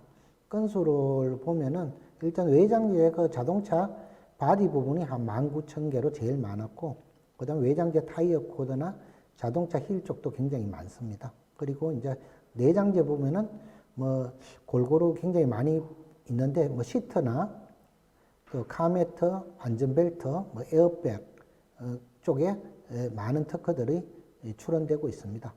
일단 뭐 요거는 그 각 그 외장재, 내장재에 저희들이 검색식에 사용된 키워드를 제가 지금 보여드리는 거고요. 요거는 뭐 참조하시면 됩니다. 그리고 이제 그 노이즈와 유효 특허 선별 기준은 일단은 뭐 차체 바디 쪽에 있어가지고 뭐 섬유, 직물, 복합재 등 그 섬유에 관련된 거는 주로 이제 유효로 선별했고요. 타이어 코드도 이제 유효 기준으로서는 주로 이제 타이어에 사용되는 그 타이어가 대부분 보면은 뭐 고무도 있지만은 무게 비로 한 30% 정도는 폴리에스터나 나일론 섬유들이 많이 들어갑니다. 이런 것들을 저희들이 카커스나 케플라이라고 하는데 이런 쪽에 많은 섬유들이 사용되고 있고요. 그 다음에 이제 자동차 힐 쪽도 보면은 탄소 보강제나 이 사용되는 관련 부분은 저 유효 특허로 분류하였습니다. 자동차 그 내장재 섬유도 요 제가 여기 PPT에 보여주는 바와 마찬가지로 이런 기준으로 분류하였고요. 이거는 노이즈 제거 기준과 유효 특허 추출 기준을 한번 보시면 될 것 같습니다. 그래서 일단은 5만 1,000건 중에 저희들이 그 유효 특허가 한 16,000건으로 굉장히 많이 나왔습니다. 이 16,000건, 그게 정기간이죠. 국가별로 보면은 뭐 한국이 한 전체 내장재, 외장재 합쳐가지고 2,500건. 그리고 이제 그 중국이 한 5,000건. 그리고 미국, 일본, 중국 이런 식으로 많습니다. 전통적으로 이제 섬유 쪽은 한국하고 일본하고 미국이 좀 많은 편입니다. 그리고 이제 그 중국도 그 상당히 최근에는 출원을 많이 하고 있는데요. 그 예를 들면은 한국은 1년에 한 특허 출원 건수가 연간 전체 출원 건수가 한 20만 건, 중국은 1년에 한 400만 건 정도 출원합니다. 그래서 우리나라보다 한 20배 정도 많은 그 특허 출원을 하고 있고요. 그리고 일본 같은 경우에도 특허 출원이 한 50만 건, 미국이 한 70만 건, 굉장히 상대적으로 특허 출원이 많은 거에 비해서 한국이 2,500건이면 확실히 그 한국은 섬유를 굉장히 중요시하는 국가다 이렇게 설명을 할 수가 있습니다. 그 특허 출원 비중에 그 전체 건수에 비해서 그래도 섬유 쪽 출원이 많이 하고 있고, 그 섬유 쪽 중에서 자동차 관련 섬유 내장재, 외장재 출원이 뭐 다른 나라에 비해서 뭐 전체 출원 건수 대비 상당히 많은 포션을 차지하고 있다 이렇게 생각하시면 됩니다. 그리고 이제 앞으로 보여드릴 거는 그 국가별 그 특허 기술 그리고 주요 출원인 분석 그 세부 기술별로 나눠서 말씀드리겠습니다. 일단은 뭐 그 출원 연도별로 보면은 특허는 어떤 출원이라도 이렇게 보면 매년 출원 건수가 증가하는 경우가 많습니다. 실질적으로 저희들도 뭐 올해 전체 출원 건수가 매년 한 20만 건 정도 되지만 이 출원 건수가 조금씩 매년 증가하고 있거든요. 그래서 전체적으로는 이제 출원 건수가 많이 증가하고 있고요. 이 15페이지 그 PPT 그래프에 보시면은 다만 출원이 조금 감소한 적이 한 번 있습니다. 그때가 여기 보시면은 저희들이 IMF 터졌을 때 하고 그 리만 브로더스 그때 터졌을 때 조금 감소합니다. 그 97년도도 보면은 96년도에서 97년도 오면서 그래프가 좀 이렇게 감소하고요. 그 다음에 이제 2007년도에 금융위기가 왔을 때도 출원 건수가 조금 감소합니다. 이때가 이제 기업들이 조금 힘들었고, 그다음부터는 뭐 지속적으로 특허 출원 건수가 많이 증가하고, 그리고 이제 대부분 출원 건수가 증가하는 거는 이 그래프에서 보면 아시다시피 뭐 한국이나 일본이나 미국이나 유럽의 출원 건수는 크게 변화가 없습니다. 2010년도 이후에 출원 건수가 급격히 증가하는 것은 중국의 영향이라고 보시면 됩니다. 이게 파란색 그림으로 되어 있는 게 중국인데, 중국이 최근 5년간 급격히 출원 건수가 늘어나서 이 출원 건수가 이렇게 많이 증가된 그래프고, 중국을 빼면은 뭐 다른 나라들은 이 섬유 쪽이 그렇습니다. 최근 20년간 출원 건수가 정체되어 있다, 이렇게 보시면 되겠습니다. 중국만 조금 예외적으로 출원 건수가 늘어난 것을 볼 수 있고요. 국가별 뭐 출원 건수 그래프고요. 여기 보시면은 뭐 각 국가별 출원 건수를 보면은 그 중국만 그 출원 건수가 많이 늘어났고, 다른 나라는 뭐 1990년도부터 2000년까지는 같은 건수를 유지하고 있다고 이렇게 보시면 되겠습니다. 그리고 이제 대표적으로 출원하는 다출원 기업들을 이래 보면은 한국에는 뭐 코오롱, 효성, 그리고 일본에는 그 자동차 관련이니까 주로 이제 도요타, 뭐 도레이 이런 전통적인 그 자동차 회사, 그리고 현대자동차 이런 데도 있고요. 이런 데가 이제 전체 출원을 대부분 그 많이 하고 있습니다.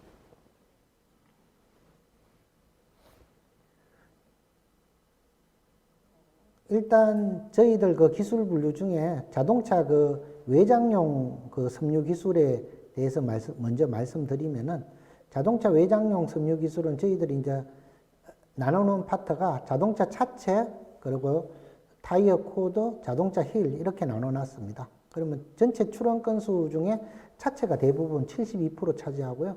나머지 그 코드하고 자동차 힐에 관련된 게 각각 21%, 7% 정도 차지하고 있습니다. 그리고 내장재 파트는 보면은 다양한 분류에서 여기 출원 건수를 보시면은 뭐 전부 비슷하게 뭐 카시트, 안전벨트, 뭐 카페트, 에어백 등 뭐 다양한 쪽에 뭐 내장재 쪽은 상당히 그 제품의 종류가 많습니다. 다양한 쪽으로 해가지고 비슷한 건수로 출원되고 있고요. 최근에는 그 내장재 쪽이 상당히 그 출원이 굉장히 그 많이 급증하는 것을 알 수 있겠습니다.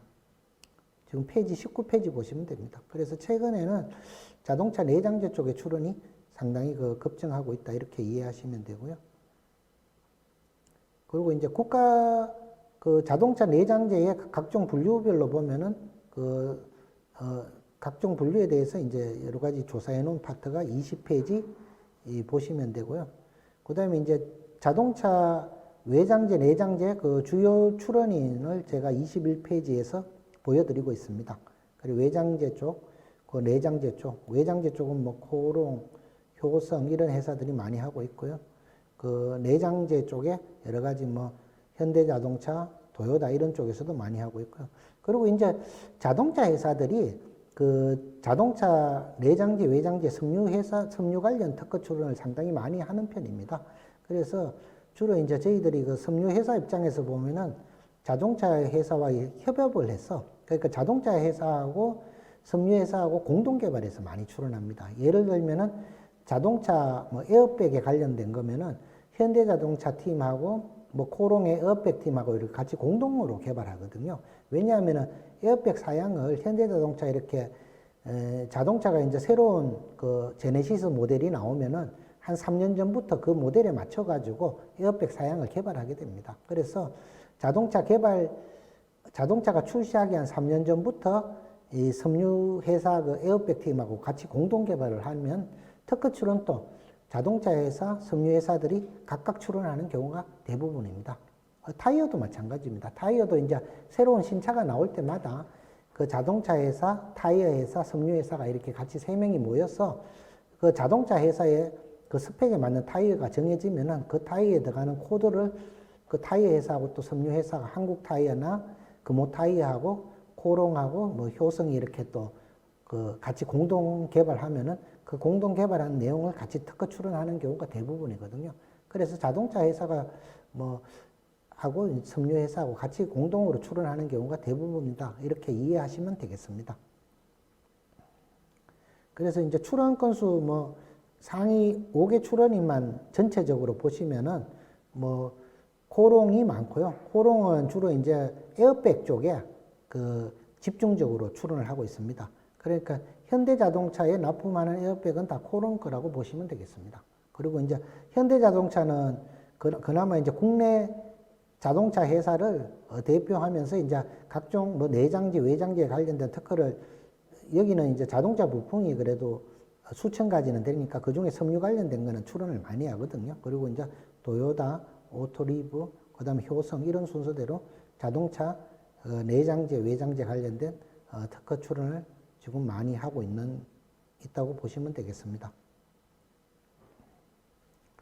그리고 이제 요거는 외장재와 내장재에 있어서 각 회사별로 그 주력 기술이 어딨냐, 요 부분을 저희들이 그 표시를 했습니다. 그래서 여기 보시면은 그 도요타, 뭐 혼다, 현대 이런 데서는 주로 이제 자동차 차체에 관련된 특허 출원을 많이 하고요.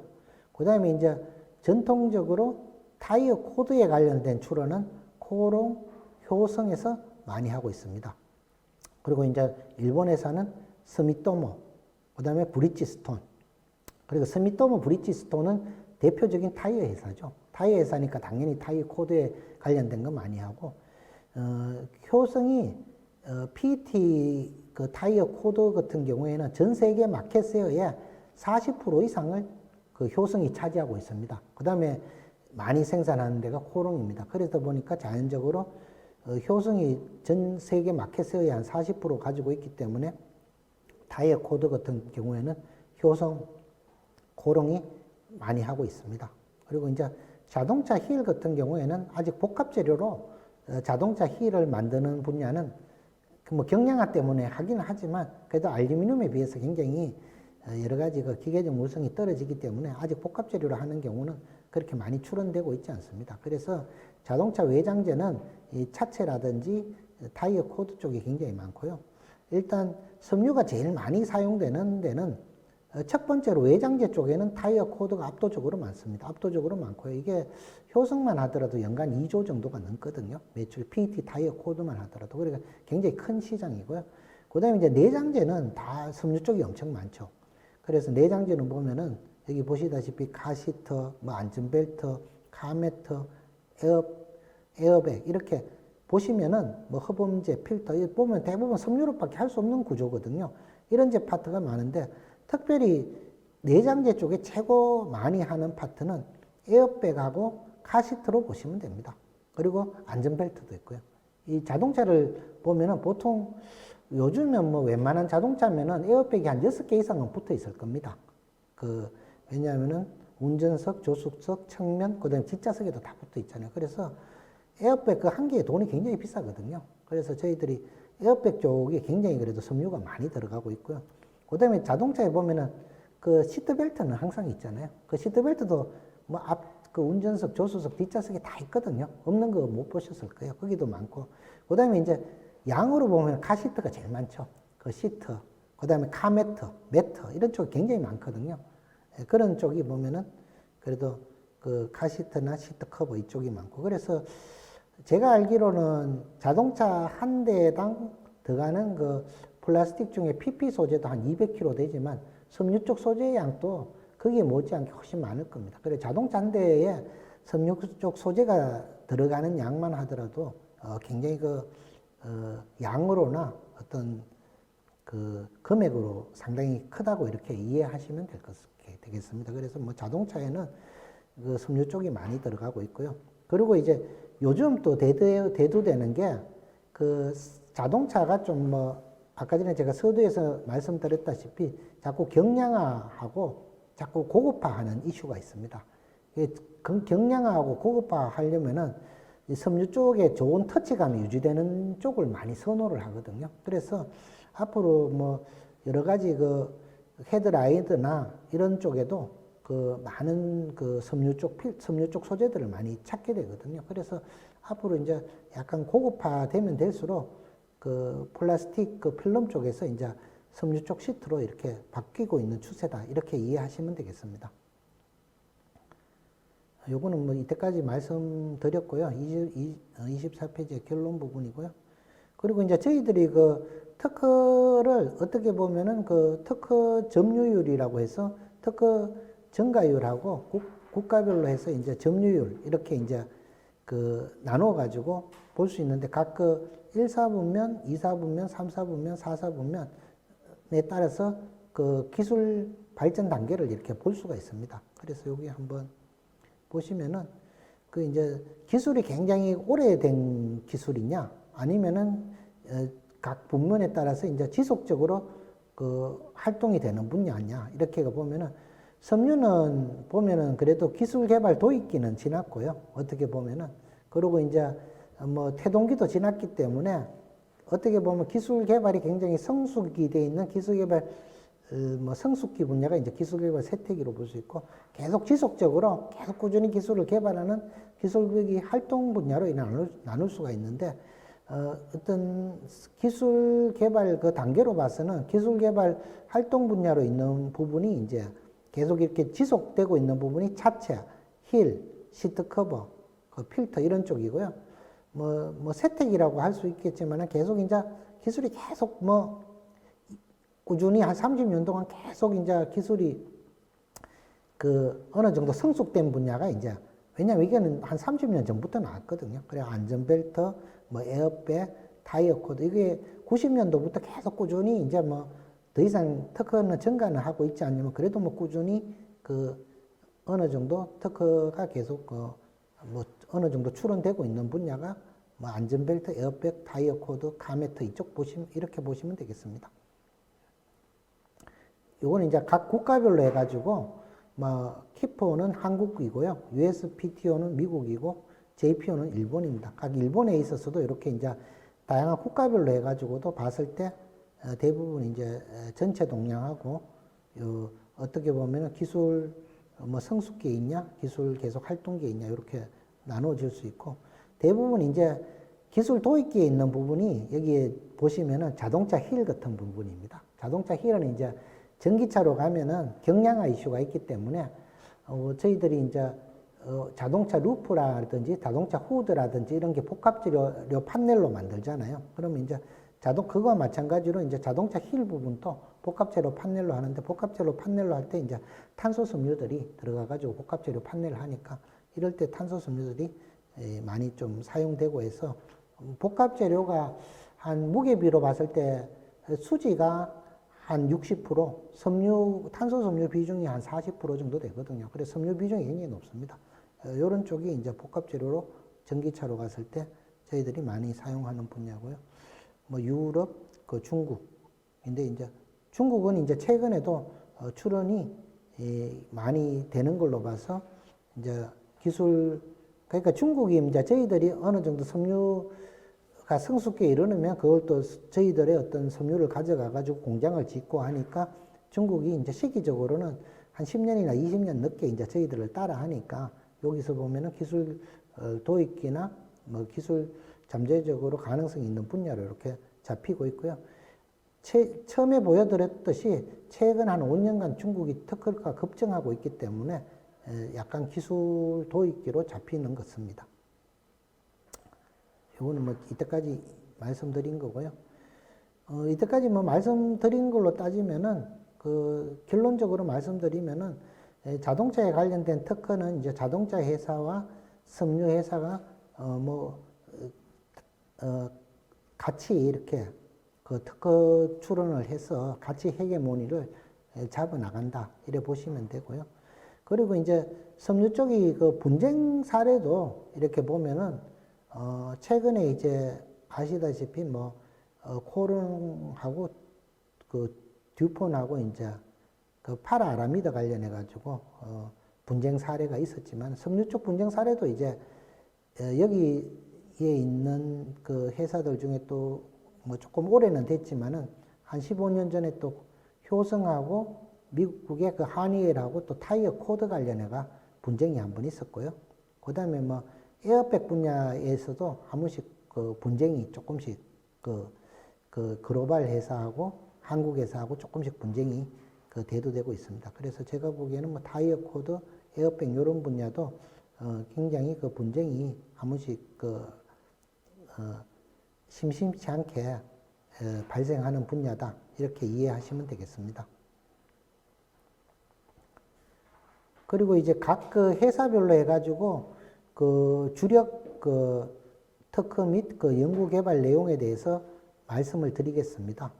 주로 이제 코롱 같은 경우에는 그 에어백하고 타이어 코드인데 주로 이제 코롱도 또 효성과 같이 타이어 코드를 많이 하기 때문에 주로 이제 타이어 코드와 에어백에 관련된 특허를 굉장히 많이 출원하고요.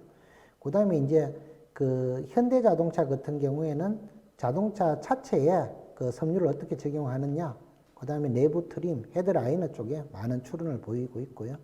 그 도요타 같은 경우에도 현대차하고 똑같습니다. 차체, 그 다음에 자동차에 사용되는 자동차 시트, 커버, 자동차 시트 카메트에 많은 특허 출원을 보여주고 있습니다. 그리고 효성도 이제 타이어 코드의 글로벌 넘버 원이기 때문에 타이어 코드, 뭐 효성도 에어백을 하고 있거든요. 에어백에 할 수 있고, 그리고 이제 정통적인 일본의 최강자죠. 도레이에서도 그 이제 도레이가 이제 그래도 일본에서 최고 큰 하성사인데 여기서도 이제 차체, 카메터 뭐 이런 쪽에 그 많은 출원을 하고 있고, 도레이에서는 이제 PET 그 시트벨트 쪽도 하고 있습니다. 그 다음에 오토리버 쪽에서는 에어백에 관련된 특허 출원을 많이 하고 있습니다.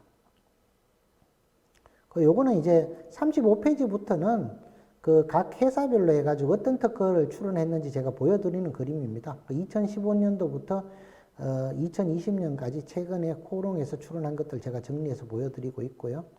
그 다음에 이제 그 현대에서 2015년부터 2019년까지 각 회사의 대표 출원을 그 연도별로 제가 한 두세 개 정도 선정해서 이렇게 나열을 해놨거든요. 그러면 이제 회사가 어떤 식으로 추구하는지 요 장표를 보시면 이해를 하실 수 있습니다. 그 다음에 도요타도 2000년까지 어떤 걸 하는지, 그럼 효성, 그리고 뭐 도레이, 오토리버, 각 회사별로 해가지고 그 회사가 보유하고 있는 핵심 특허에 대해서 제가 어떤 특허를 하고 있는지 제가 쭉 그 보여드렸고요. 그 각 회사별로 이제 코롱, 현대, 도요타 이쪽 그 뭐 효성, 도레이, 오토리버 이런 쪽에 대해서 이제 특허를 쭉 제가 보여드렸고요. 뭐 이때까지 이제 제가 말씀드린 거를 요약해서 해놓은 것이 이제 46페이지입니다. 46페이지고요. 그리고 이제 계속 추세를 보면 알겠지만 자동차 내장재 관련해서는 특허가 이제 꾸준히 되고 있고, 그리고 이제 최근에 보면은 약간 경량화 이슈도 있는 것 같고요. 그리고 이제 자동차에 사용되는 그 카시트나 카메트 이런 거 상당히 그 친환경적인 요소 중에 리사이클 되는 물질을 굉장히 많이 찾습니다.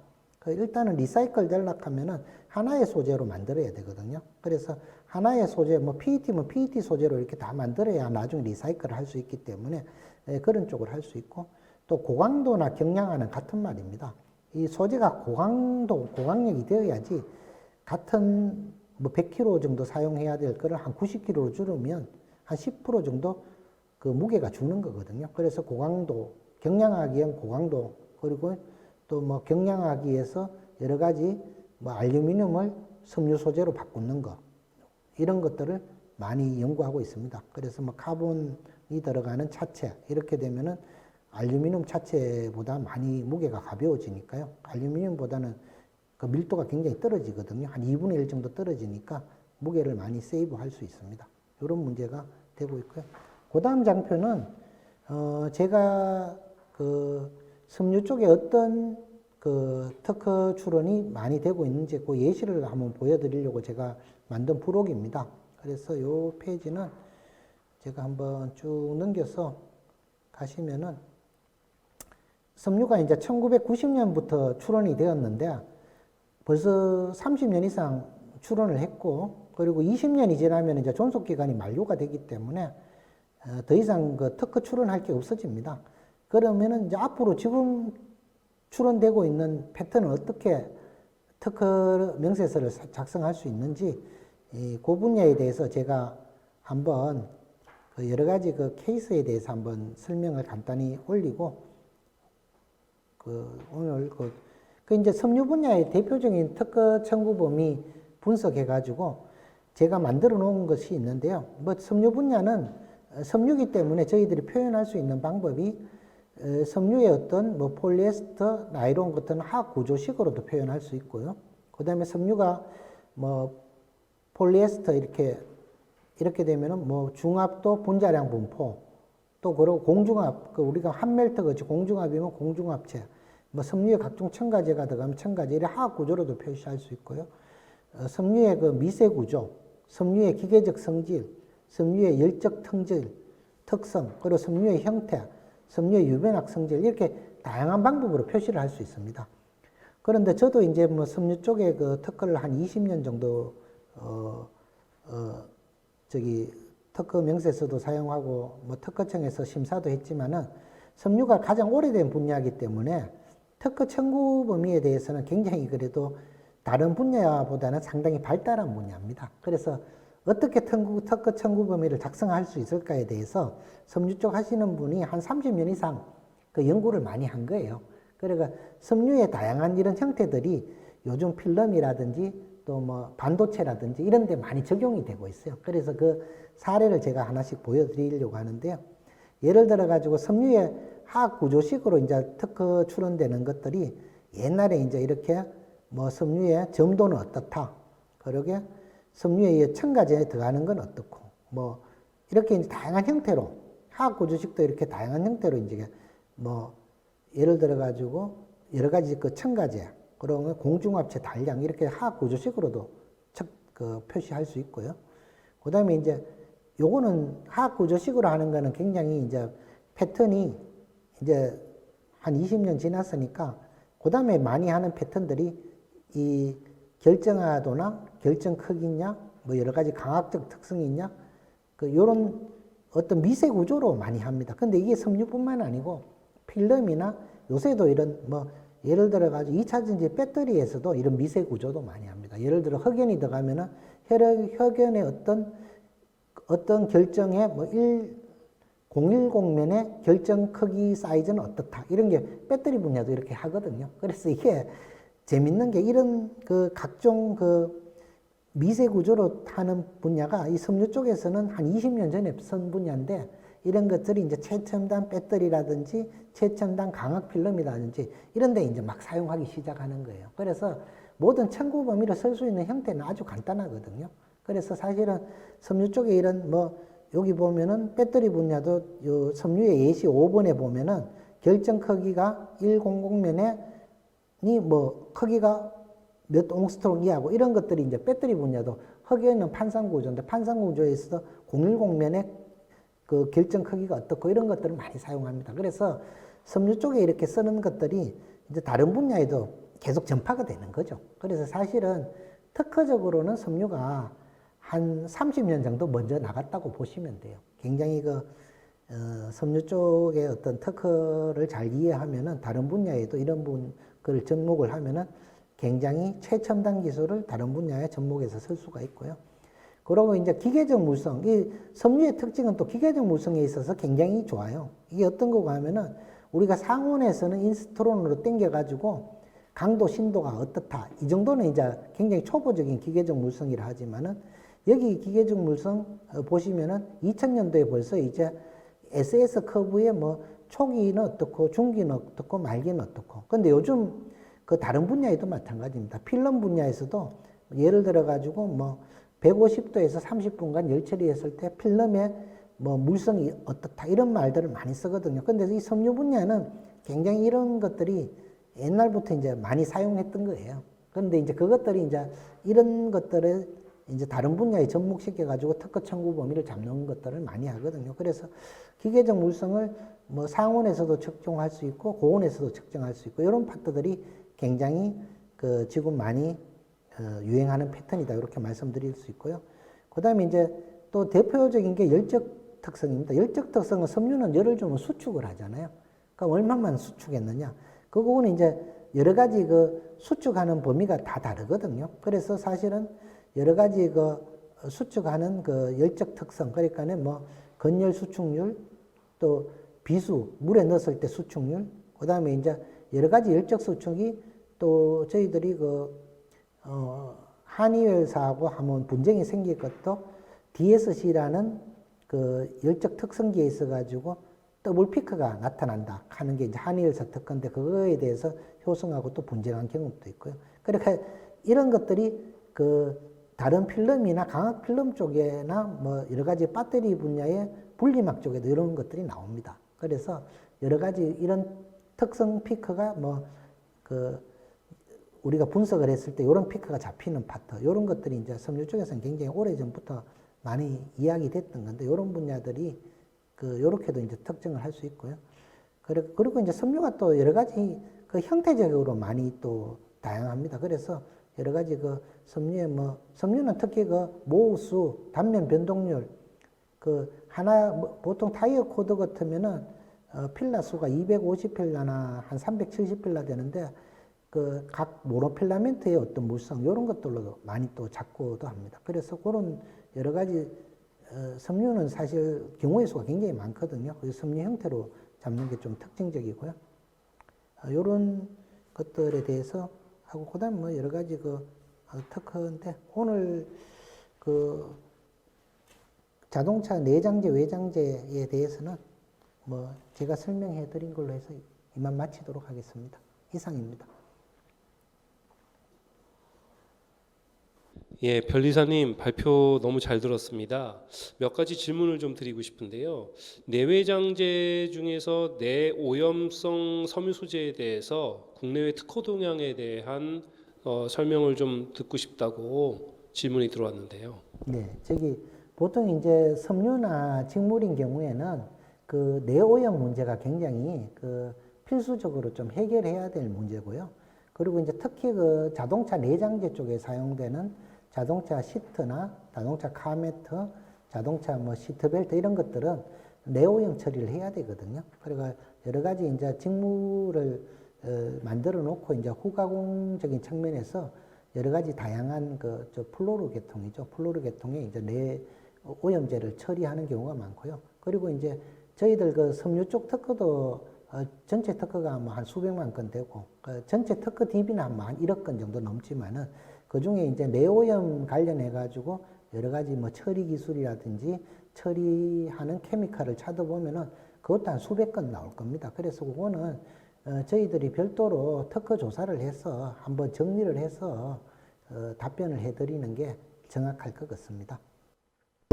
예, 답변 잘 들었습니다. 두 번째 질문은 방금 말씀하신 답변과 관련해서인데요.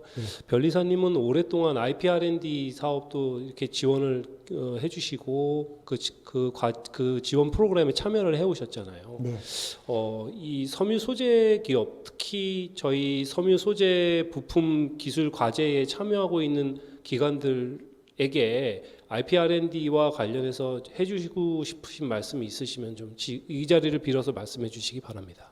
네, 저희들이 이제 섬유 쪽에서 그 IP R&D를 하면은 가장 얻을 수 있는 혜택에 대해서 몇 가지 말씀을 드리겠습니다. 제가 좀 전에 발표 때도 말씀드렸지만은 섬유는 굉장히 오래된 특허들이 많습니다. 이렇게 보면은 이제 아까 전에 중국을 빼면은 1990년도부터 해가지고 2020년도까지 뭐 일본, 미국, 한국, 유럽의 특허 출원 건수는 비슷합니다. 중국이 최근 5년간 많이 늘어나서 걱정한 거고요.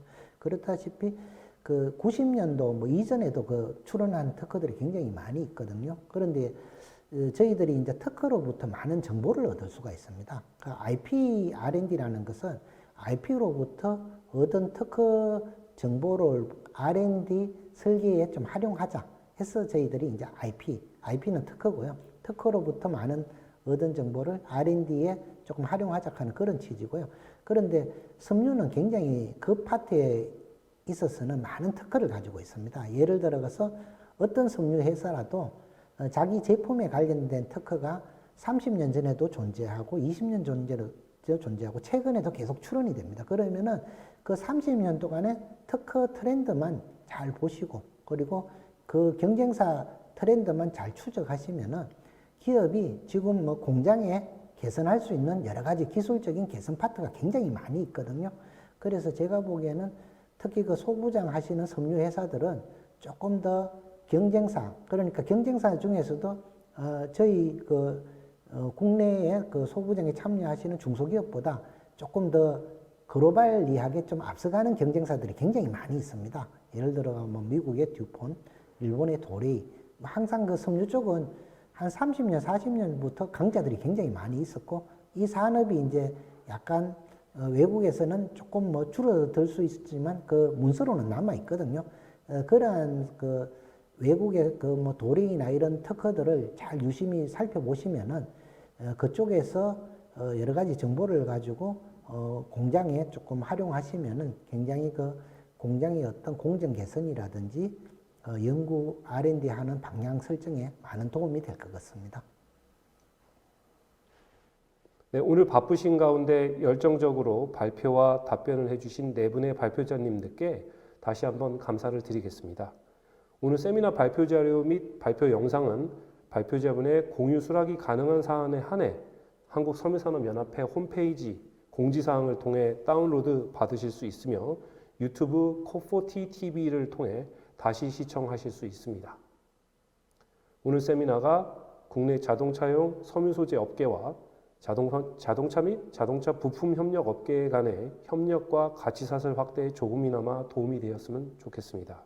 오랜 시간 함께 해주신 여러분 모두 감사합니다. 다음번 세미나에서 뵙겠습니다.